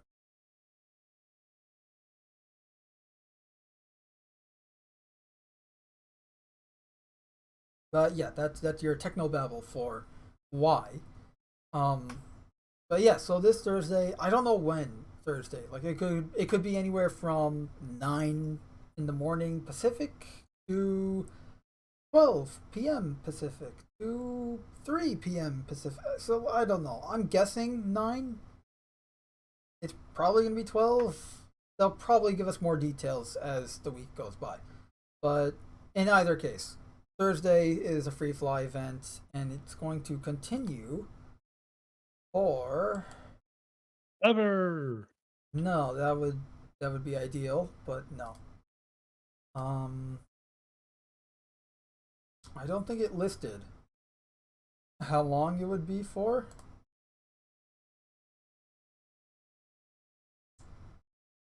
But it at least goes on for the weekend. So it's Thursday, Friday, Saturday, Sunday, and it's probably going to continue on for the rest of the week. Odd Dart's probably going to continue on for a week, but And 7 days without sleep makes 1 week. exactly. Anyways, it's pretty much for the week that we know of. Free fly for the weekend. Probably going to last a bit more than the weekend. But tune in Thursday for some free fly of the Or die. Citizens.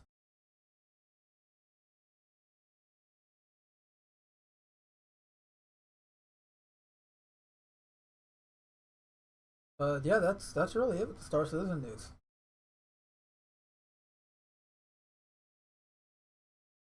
A lot of content thing.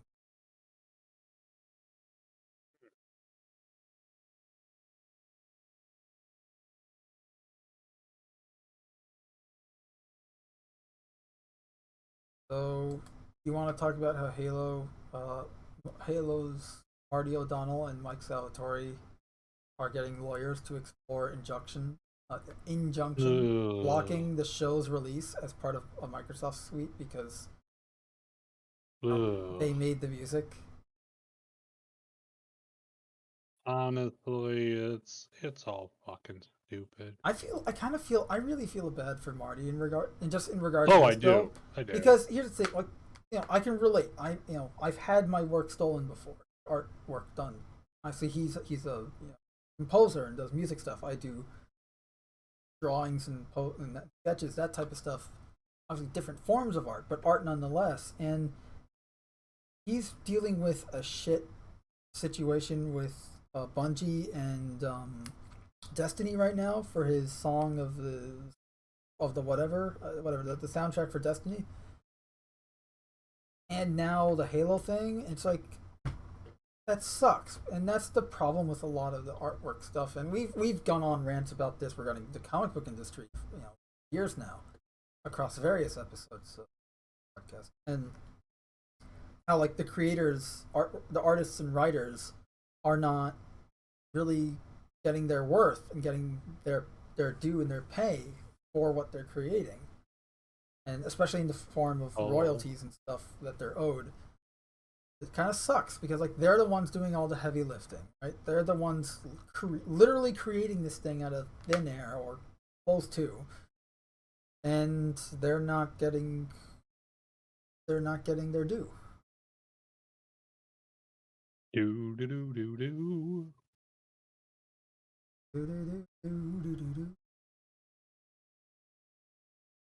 It sucks, but that's pretty much the news there on that. I mean, I honestly just saw the article right before we went live.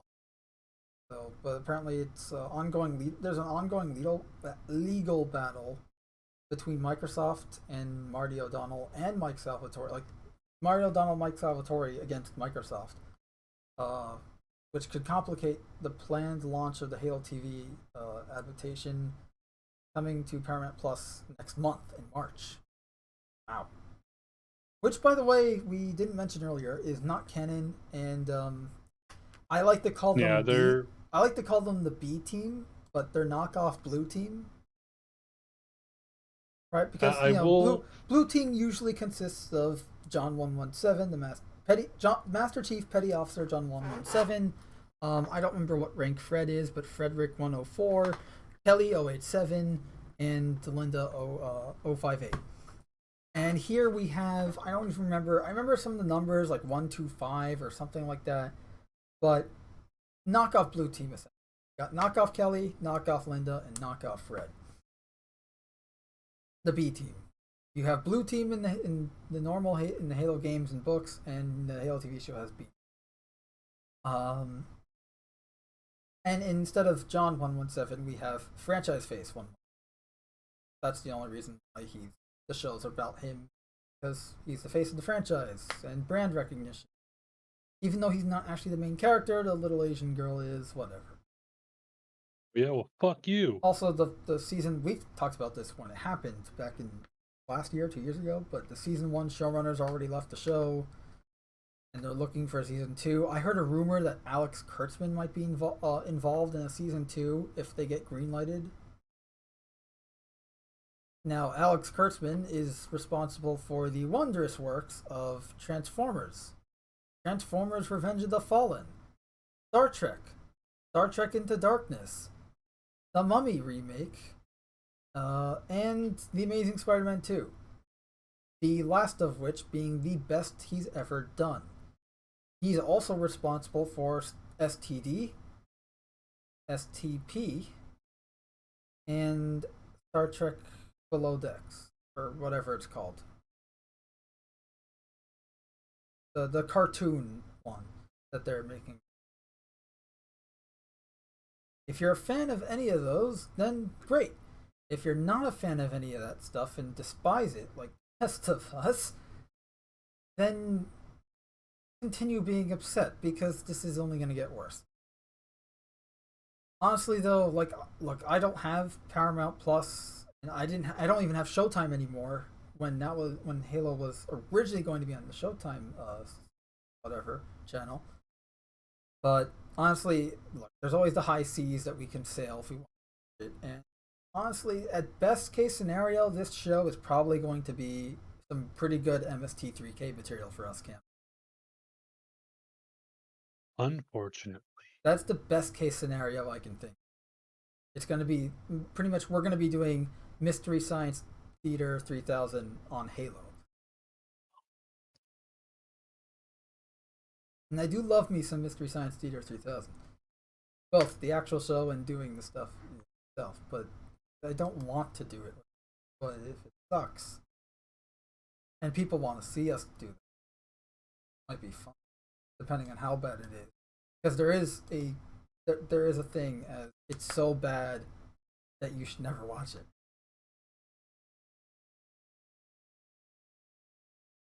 But apparently O'Donnell and Salvatore have instructed their legal counsel to look into getting court injunction that would block the airing of the show as part of their lawsuit against Microsoft. In a suit filed in June of 2020, Eric accused the Xbox maker of failing to credit or adequately compensate them for the use of their work in the original Halo Combat Evolved. They said some of the most iconic music they created for the game had been licensed to Bungie before Microsoft acquired the studio in 2000. And while Microsoft has paid them royalties on that work, they claim it hasn't provided a required accounting of sales to ensure those royalties were accurate.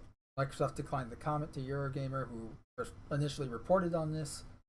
O'Donnell has engaged in a number of legal actions in years with a variety of outcomes.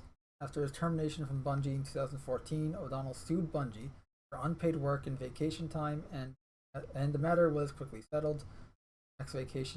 Next year, he won an arbitration decision over Bungie ownership shares.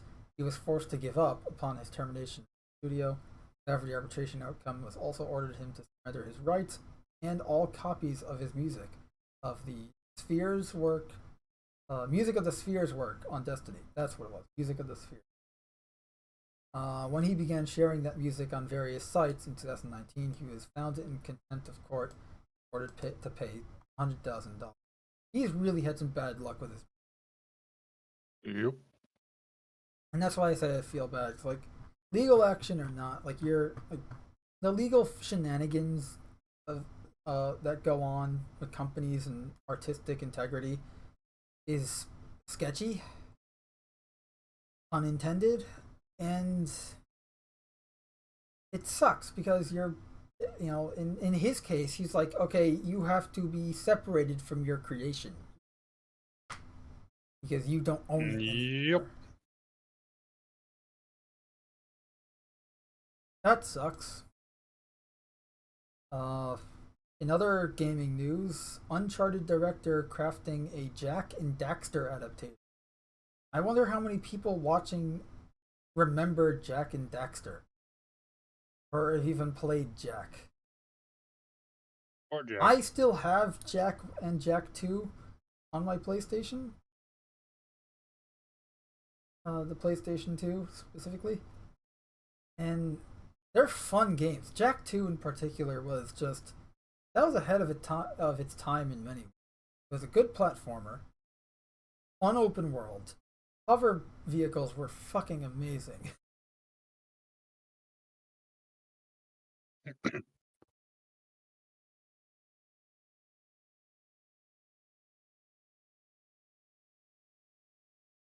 But yeah, so they're working on an Uncharted film. I've seen like some bits of the trailers from unskippable ads and stuff on Hulu. But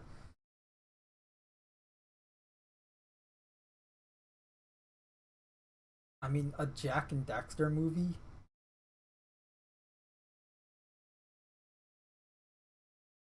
Look, I know they're making a Ghost of Tsushima live action film in the works, and there's a Last of Us and Twisted Metal TV show that are being made as well, because Sony is Americanizing the company and they're focusing on adapting into live action all of their IPs, their video game IPs, and all future games they make are going to be with the focus of making games that can be adapted into live action, which I'm sure won't harm the artistic integrity or the gameplay integrity of those games, I'm sure.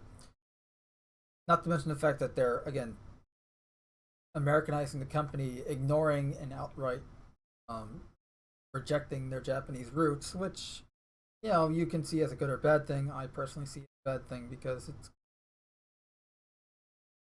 you look at American companies today, none of them are very good.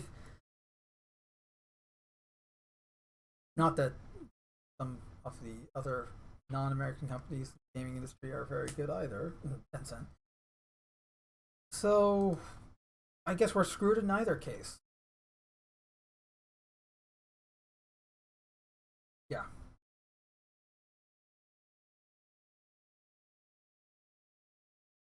I think that's it though. Anything else? No.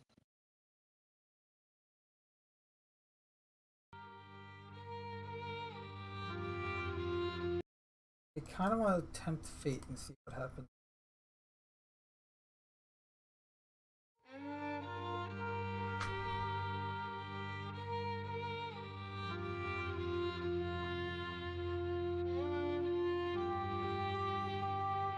I'm not showing the full screen because our podcast dividers and stuff are kind of blocking parts of the screen. Nations have always built monuments to their heroes, tributes that are defense against or conquest of other nations. But the monument here doesn't favor one nation over another. It is the first of its kind to commemorate the enduring survival of a species, our species. More importantly, it commemorates the man who gave the world faith, who gave humanity a future, who made mankind believe again. Master Chief Petty Officer John 117.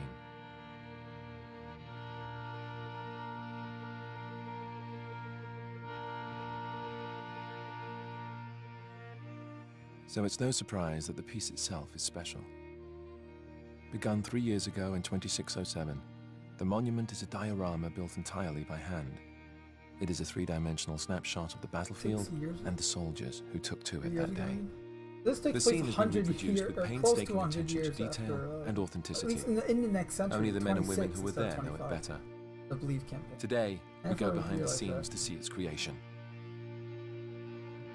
I haven't To watched this in a ensure while. historical accuracy, the boot camp induction scans of every Marine involved in the battle were obtained from the United Nations Space Command records. In this way, the artists were able to place the right face to the right soldier. After each face is completed, it is matched to a body which has been rendered complete with uniform and body armor, then carved by hand. It was the artist's vision for this tribute to humanity that each piece be shaped by the hand of man, without the aid of robotic model-making systems. Each handmade soldier is posed, painted, and placed on the battlefield, both the victorious and the fallen. Based on topographical maps of the day, the artists are able to replicate each hill, each plateau, and each ravine to near exact specifications. But one of the real marvels is in the cityscape itself. After fighting had ceased, meta-archaeologists unearthed the city's building archives. In them were found perfectly preserved architectural blueprints of every structure in the city. But the challenge was not to merely rebuild the structures, it was to tear them down as well.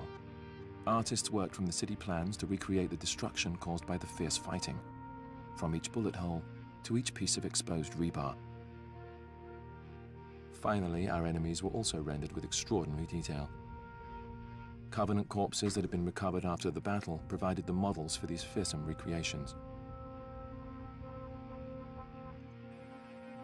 To complete the picture, authentic Covenant weapons and armor specs were accessed to fully outfit the warriors.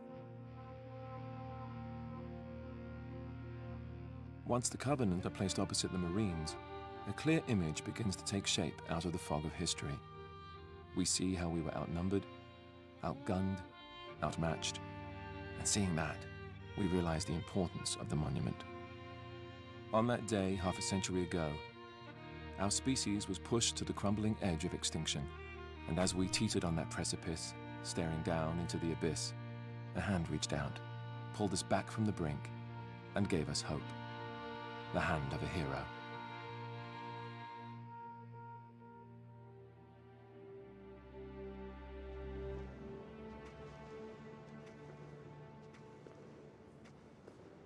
Can you tell us what you remember about the battle? We'd been fighting for a while. On the 7th day, we ran out of ammo. We had to scavenge all we could from the weapons that had been left behind. The pistols, shotgun rounds, a handful of grenades. Do you remember where you were? When Master Chief armed his grenade, I was in the back of an overturned warthog firing an M41. How did you manage to keep it together? We knew Master Chief was still in the fight. He gave us hope.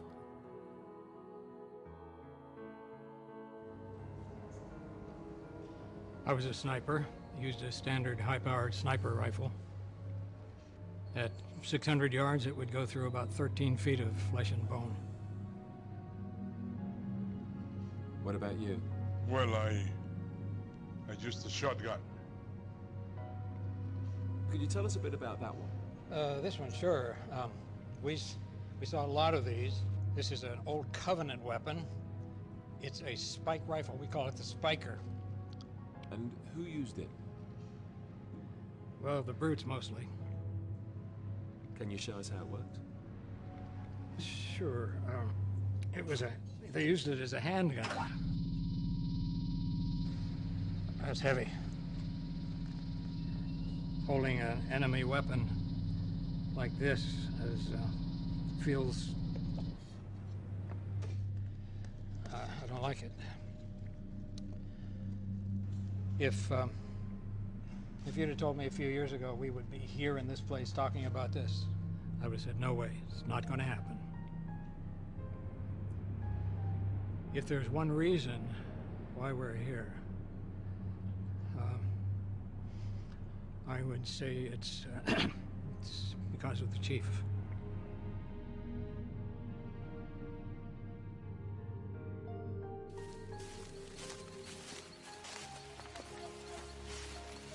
This was made by a plasma rifle.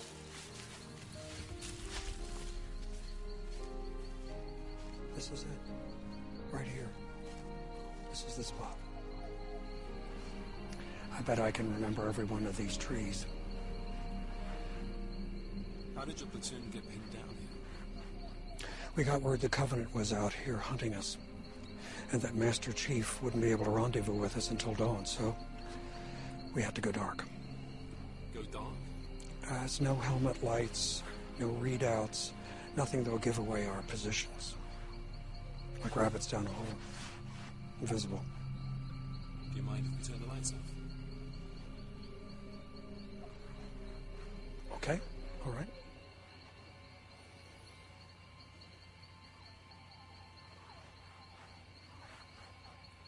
What happened then? For 7 hours, we couldn't do anything but be still and listen to them hunting us.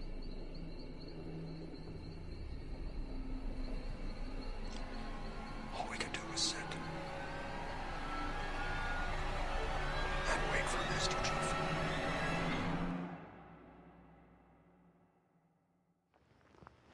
For the first time in 43 years, Lieutenant Shah returns to the site of the battle.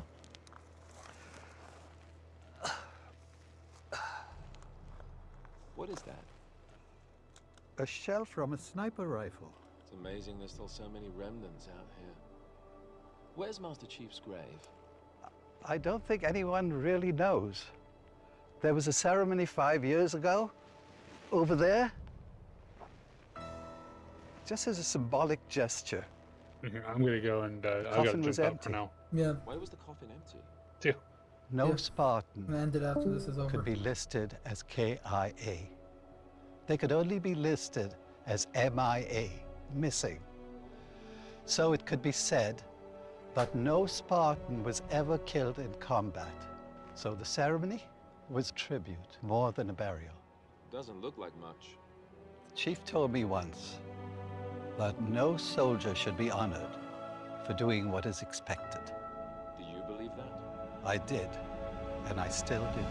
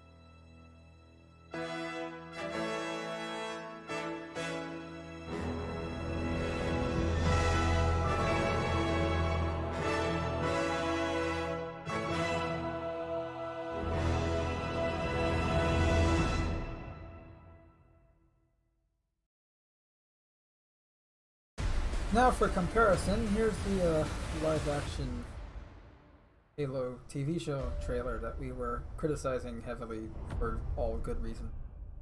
Oh, Kalashnikov, obviously. People keep joking about it. The Devi Tahoe being in the trailer. These are kind of small gripes at best, just considering the larger problems this show has involving the Halo aspects of it.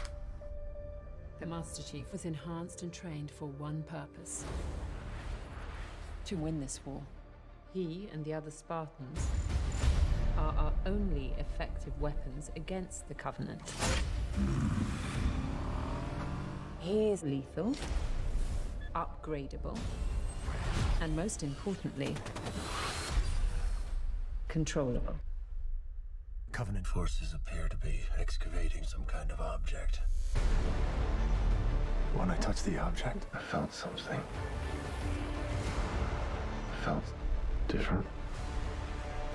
What they did to us makes you numb. And you just decided to help me. Why would a Spartan do that? What does one do with a superhuman you're not sure you can trust? Hello, Master Chief. I'm Cortana.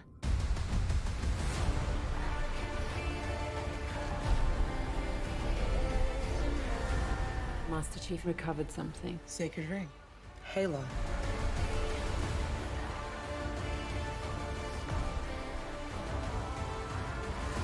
Humans surrender to the Covenant. Cortana, I'm gonna need you now.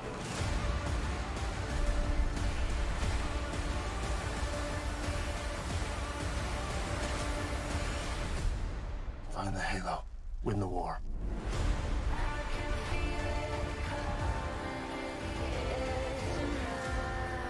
Yeah.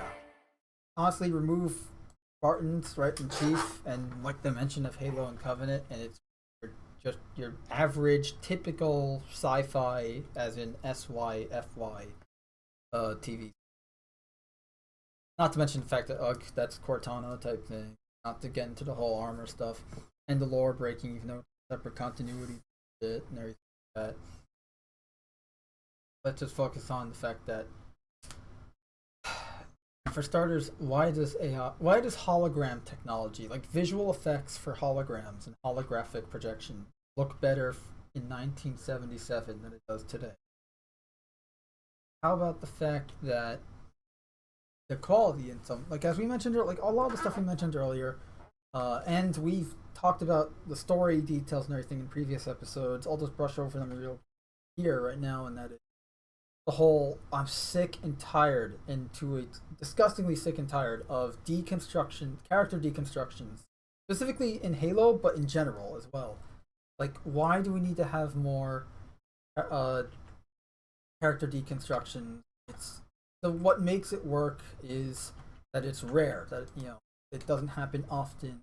Good way to tell a story, like who this character is, without doing an origin again. Sorry, there's a... Anyway.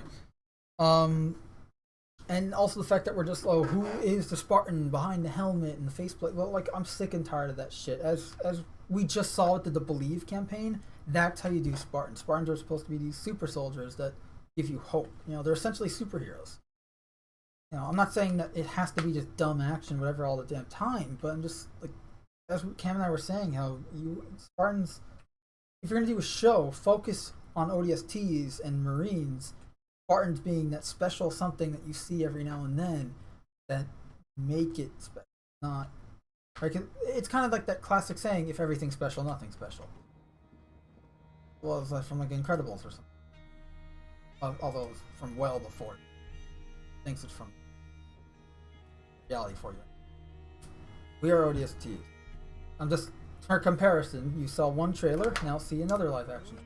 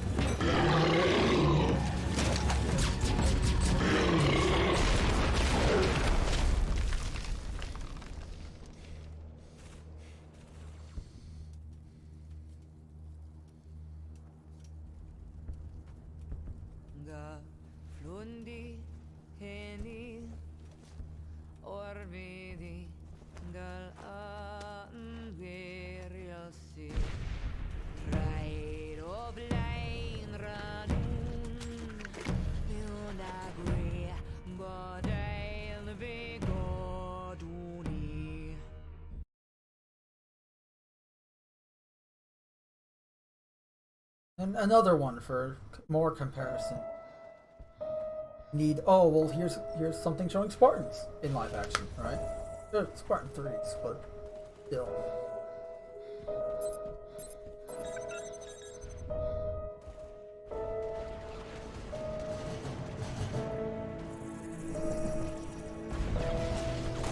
If you want to hear more about campaigns that we're running the Halo TV show, and just to hear us talk in general, we did a episode of Insert What Name Here on it on the channel, so check that out. I'll put a link to it in the chat. Because I'm gonna call it quits here soon. Like, I'm calling it the show, I mean. Because I have a call I need to make later tonight. And that later tonight is in, like, 12 minutes. So, I just want to show all these trailers and stuff in live action to show you guys the comparison of quality and stuff like that. I figured there's nothing that you, like you probably, you guys watching have probably seen these things a dozen times before, or you're in the Discord server and have seen me rant on about these on end already. So I don't want to pick up more of your time than necessary.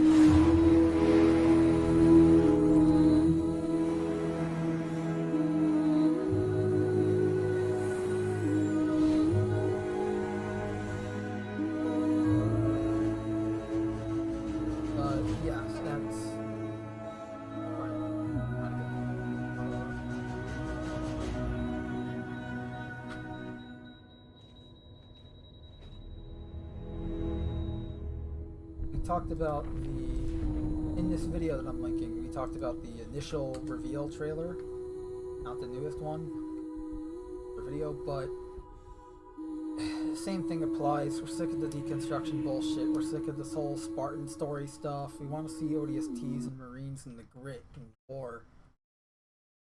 Old school Halo. Humanity on the brink.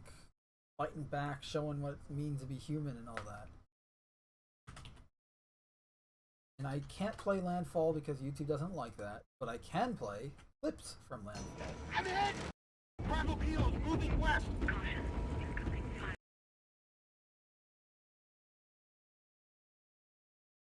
Hold on.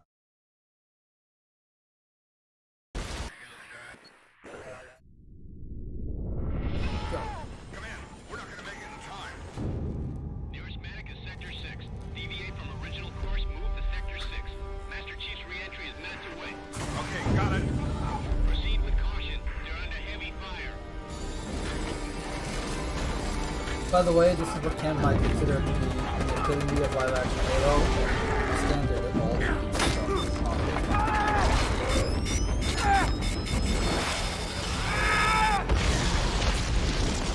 Sierra 117, search and rescue team is awaiting coordinates.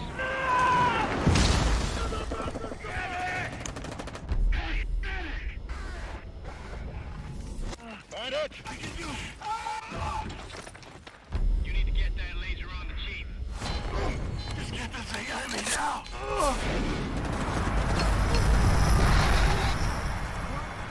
Can you do your job? Yeah!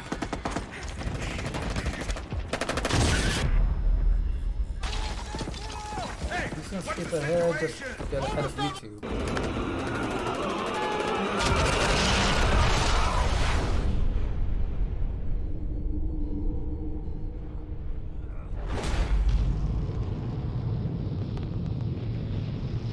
Hold still!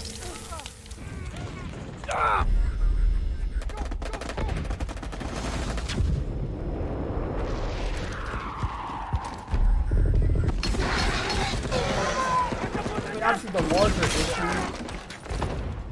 the larger issue involved with, you know, the live action Halo thing is just the lack of originality and the fact that all we have today and a lot of what we're dealing with is just remakes, adaptations, reboots, whatever the fuck you want to call them.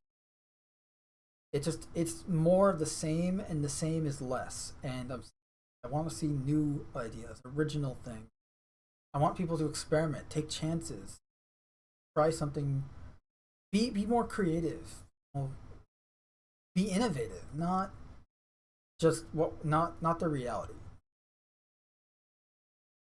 Obviously, we're dealing with multi-billion-dollar corporations that are quite literally the epitome of soulless, empty, shallow corporations that care nothing, that care about money above all else, and controlling you so that they can then get you to give them more money. And it results in the death of escapism. As anyone watching knows or doesn't know here, Cast and Shadows is all about escapism, literally. All things escapism is the tagline. That's why I'm showing these clips and everything. I want to show this is what we used to have, this is what we're getting now. What we had was better because it was being made with a passion, a goal, intent. Like, the problem with the Halo TV show right now is it's not being made for Halo fans. It's obviously being marketed, but it's being marketed for everyone, not just like Halo fans and non-Halo fans, but it's not being made for Halo fans. Now, I know that sounds weird, but hear me out. What I mean by that is the show is being made and marketed for non-Halo fans, people that don't play the games, that don't read the books, or just don't know the lore, really don't know anything about Halo, and that's fine.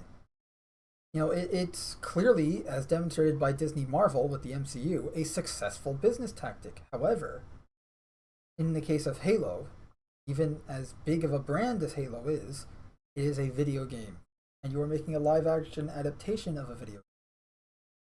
At least Marvel has the advantage of most of the characters have been around for 60 years nearly.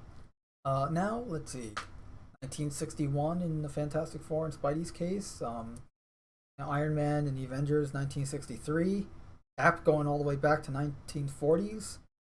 So, you know, you gotta at almost 100 years with some of these characters, and some, obviously Cap really, and Namor. But you know, some of these characters are ranging anywhere from 60, 70 to 100 years old, almost. And you name a Marvel character, even before 2008, and probably someone's going to know who they are. If not, like, not everything about them, but they'll be like, oh, I know Iron Man, that's a comic book character, right? Superhero, you know, Captain America, yeah. Like, they'll know the name, they won't know anything other than that, but it's enough. You know, there's brand recognition. And right now, what they're doing, like Halo, yeah, they're using the brand recognition of Halo, but they're giving you something that isn't Halo. At least that I feel isn't Halo. At least compared to what Halo used to be. And again, because you're adapting a lot of video game IP into live action, that immediately by default makes it a niche, which limits your audience. And given how everyone I've talked to across Discord, multiple Discord servers, including my own, who are not Halo fans, right? Because not everyone I know is a Halo fan. Only one in my family is a Halo fan. Well, my brother is. But look, where, you know, there are people in my Discord server who, you know, I'd ask them about the Halo TV show. Some people in some Discord servers I'm in, they didn't even know there was a Halo TV show in the works, let alone already have trailers, let alone is coming out this March. Granted, I didn't know it was coming out this March either, but wait, yes I did, because I did a video. But, you know, still, people didn't know that this even existed, let alone was in the works or anything like that. Again, let alone existed. And these are people, Halo fans didn't know. Most of the people I talk to don't play the games, aren't Halo fans. But the fact is, people didn't know, and when I did tell them, like, alright, I showed you clips from Halo Landfall, I showed you clips from Halo We Are ODST, and I showed you clips from the Halo trailer. Like, by clips, I mean I showed them each of the trailers. In some cases, I only showed them clips because Discord allows only so much megabytes of memory to be sent to a person. But I tried to make sure I spent our trailer and clips. But anyway, I said, okay, what did you think was better? And 100% of the time, I got, you know, the Landfall was better. 100% of the time, everyone I talked to. They would say for different reasons. Like, okay, one is saying that it's better writing or whatever, like the quality and the feel is better. Others were saying it was the visual effects. Others were saying that it feels more Halo because they were more of Halo fans. But regardless, they were all saying it was better than the TV show. And all of them were saying that they don't care about the TV show and they're not going to be watching it anyways, and none of this matters. And they're probably right. But that's my point. Is that they're the target audience, right? They're not the Halo fans. They're just your regular TV watchers or whatever. Although some of them don't watch TV. But even so, like, the people that do watch TV that I talk to, they're your audience here. And they don't care. So if you're marketing to them, good luck.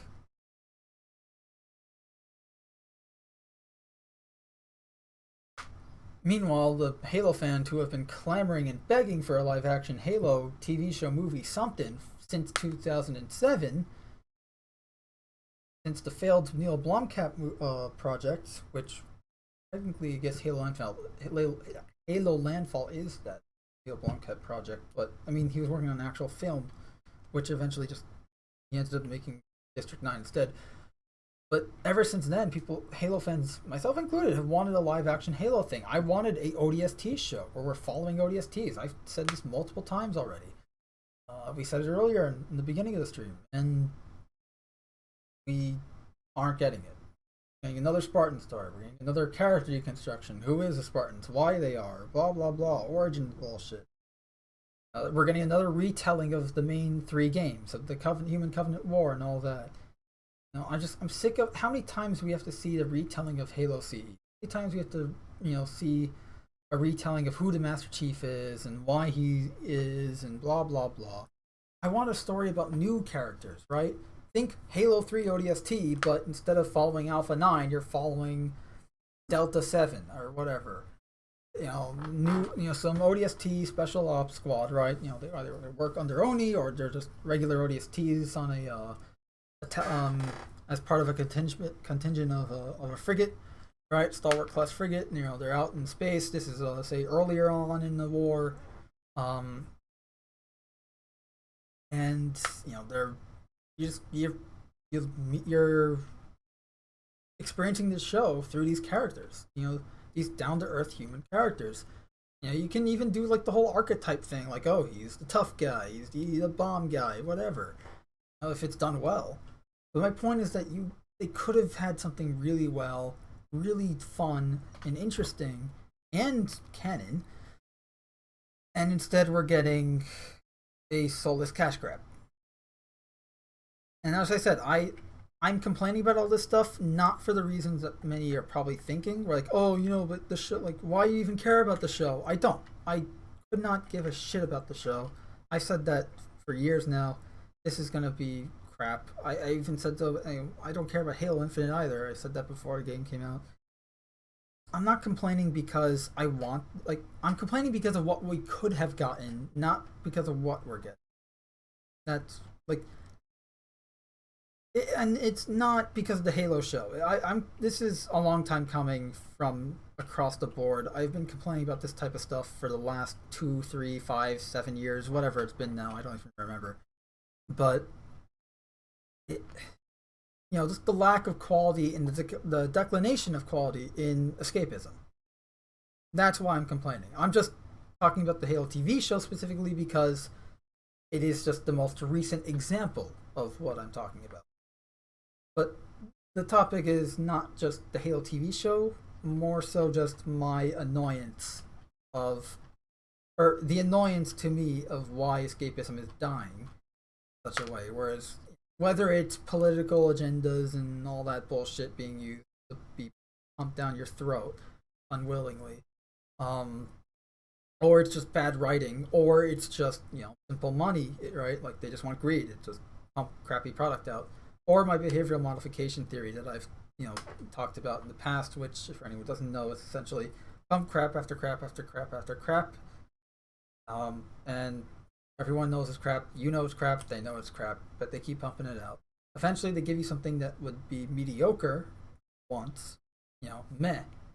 But after all that crap, it's amazing now by comparison, and thereby resetting the standard, lowering the bar, and just lowering quality and lowering your expectations of what should be and what shouldn't be, and that way they get to get away with declination, which is worse than stagnation. I'd rather take stagnation. It's bad when I feel I can do a better job. I'd say at best I'm an amateur writer. Not a professional artist, but I'm an amateur writer. Like, this is... Yikes. Not this, obviously. Halo Landfall's fucking...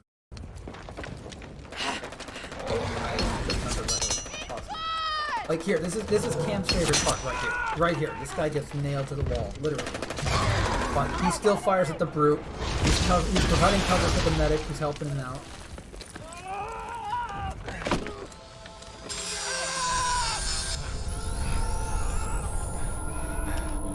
Target acquired. That's it, we got him. Recovery team has his coordinates. Touching down soon. Fall back, fall back.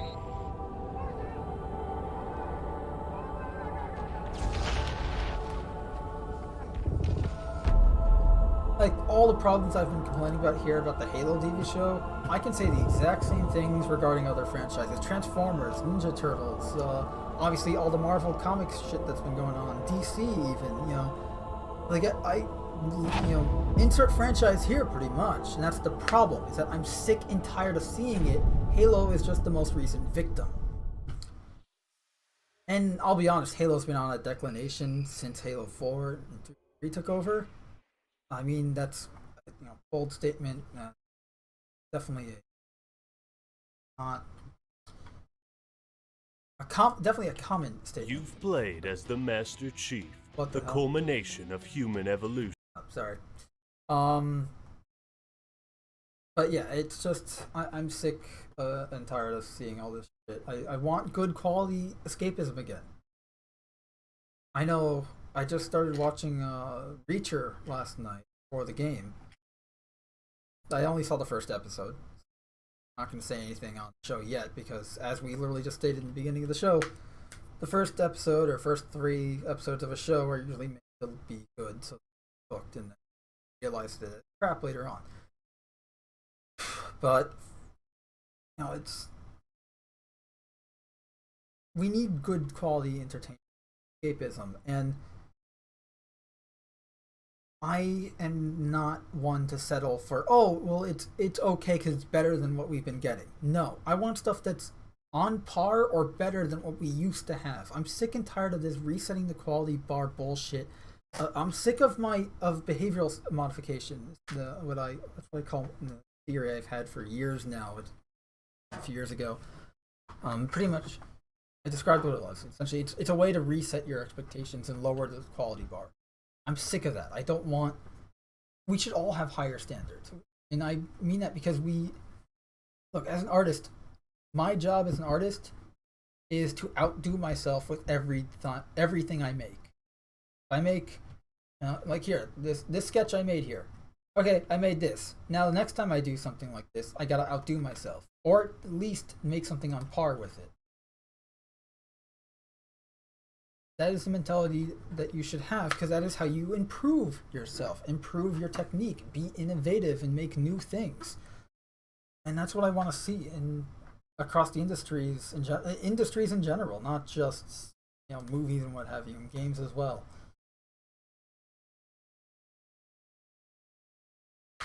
But we're not gonna get that, unfortunately.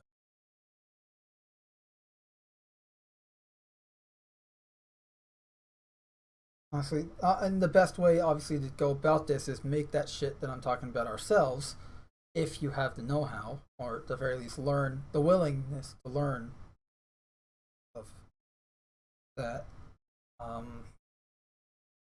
But yeah, it's just annoying, because Halo was really helpful. Halo is a good franchise. I'm a Halo fan, clearly, but now it's like, you're going to get this live action adaptation that's going to suck. At least it's an alternate continuity thing, and again, I've written it off the second I saw the casting list back in 19. We talked about that again in the previous episodes, but it just, again, I'm just sick of let's adapt something and then just stray as far away from the source material as possible. Because in my experience, when I see an adaptation of something, a movie based on a comic book I like, or a cartoon or TV show, whatever based on a comic book I like, or a game, say TMNT from 2003. That was the most comic book accurate version of the Ninja Turtles we've ever gotten. Now, I'm actually glad that it's not one for one with the comics, because the comics are just a very different feel. I like how it's a blend between the 80s show and the original comics by Eastwood and Laird. And I gotta say, like, the reason that was good is because it stuck closely to the source material. Here's a better example. Dredd. The movie Dredd from 2012. Compare that to 1995's Judge Dredd with Stallone, right? Where law, versus Carl Urban's Judge Dredd. Yes, he's not the imposing, physically imposing Judge Dredd from the comics, but he nails the attitude and the character, and actually managed to keep the helmet on the entire movie. And again, that movie worked because it stuck closely to the source material. Spider-Man and Spider-Man 2, right? They're from the Raimi trilogy. Those first two movies were amazing. In my opinion, Spider-Man 2 is still the best comic book movie to date. Of course, I'm biased because I'm a huge Spider-Man fan. Don't believe me, my logo is literally in the bottom right corner of the screen. But again, Spider-Man 2, like, the reason that film worked, again, it stuck closely to the source material. Obviously, it was telling a different story, but it got the feel of the character and the character itself right. Like, it was a variation of that character, but it still felt like the character. Hell, even something like Spider-Man 2099, like the old school issues of Spider-Man 2099, nail the essence of Spider-Man, even though it's not Peter Parker Spider-Man. That sacrificing, your personal freedom to do what's right. Or not personal freedom, but your personal life in a way. Like, you have a date versus go stop that bad guy, otherwise millions of people. Like your personal sacrifice for the right, to do what's right. That's what I was looking for. But yeah, that versus MCU Spider-Man, which I know the new movie, they supposedly fixed things. I haven't seen it yet. I'll judge it when I see it.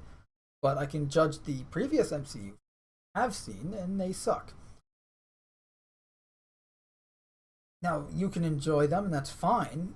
I'm saying they suck as Spider-Man films, not as films in general. But although I don't think they're good films, but that's just me. We all have differing tastes and opinions, and that's what makes us individuals, and that's what is good. We're not a hive mind. Although perhaps some issues would be solved if we were, but I'm glad that we're not. Come up with all these fun things to say. But yeah, it's just, although I would stop saying a lot. I'm sorry, I'm ranting and babbling on. It's just annoying to see the same shit over and over and over again. As I said, it's more of the same, and the same is less. Less quality, less integrity, less character, less art, creativity, less morality and ethics in some cases. It's infuriating. It's infuriating, it's annoying, it's a real kick in the groin.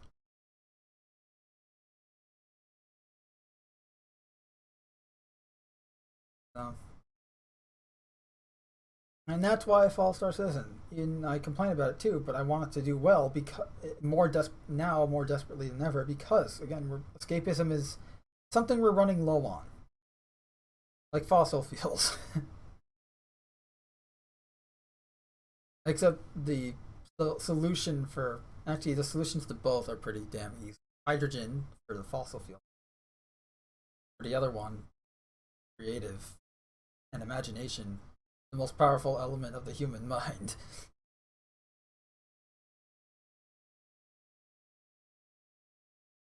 Yeah.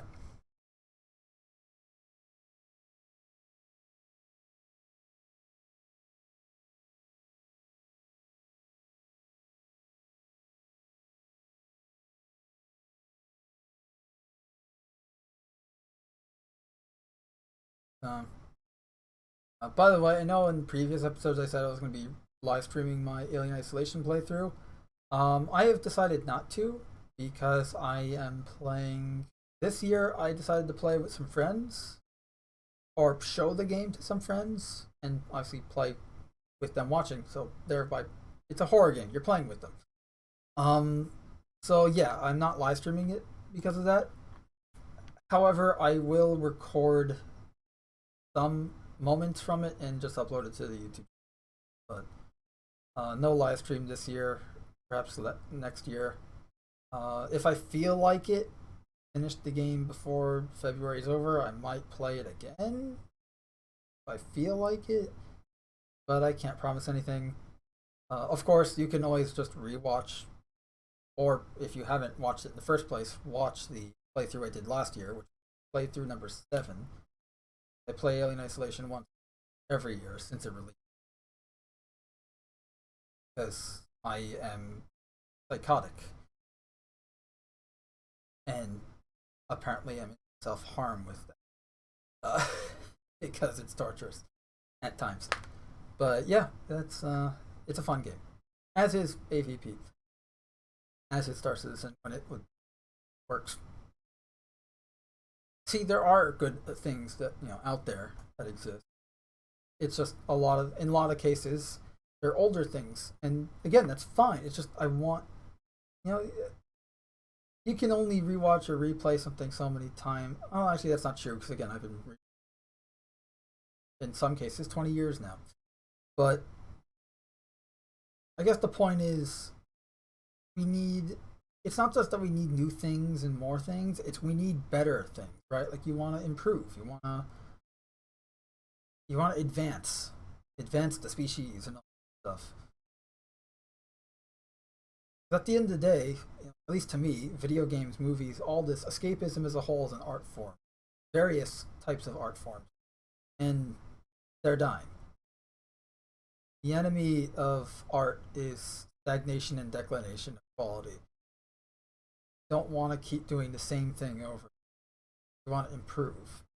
Whether it's your technique and art style or your piece of music, your ability to make, like, whatever it is, it applies.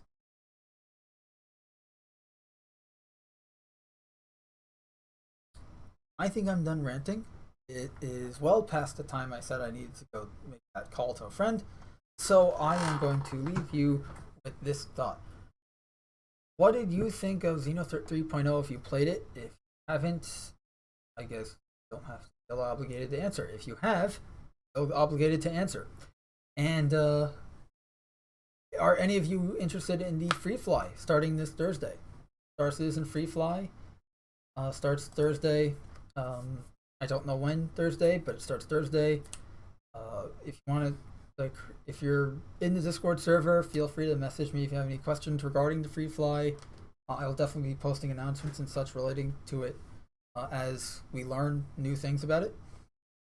And we'll probably be doing some Free Fly related live streams and stuff when that happens. Group shenanigans and whatnot. But yeah, that's going to be it for now. I hope you guys enjoyed. If you want to support the channel, you all know the drill. Share the video. Give it a thumbs up if you enjoyed. Honestly, give it a thumbs down if you didn't, but it really doesn't matter at this point, does it? And since I'm the only one that's going to be seeing it, leave a comment because we are interested in what you think, if you even listen to us at all, let alone make it this far into the video to hear me ask. To which, if you have, Mazel Tov. If you want to help support us in a more personal way, as we mentioned, we accept all forms of currency. There is a PayPal link in the description, along with a link to the eBay store and our official merch store, which we have a new t-shirt. You are a second away from death every second. That is literally what the t-shirt is. Along with some oldies but goodies. And yeah, that's gonna be it for now. Hope you guys enjoyed. Until next time, this is Cast in Shadows. Remember to treat others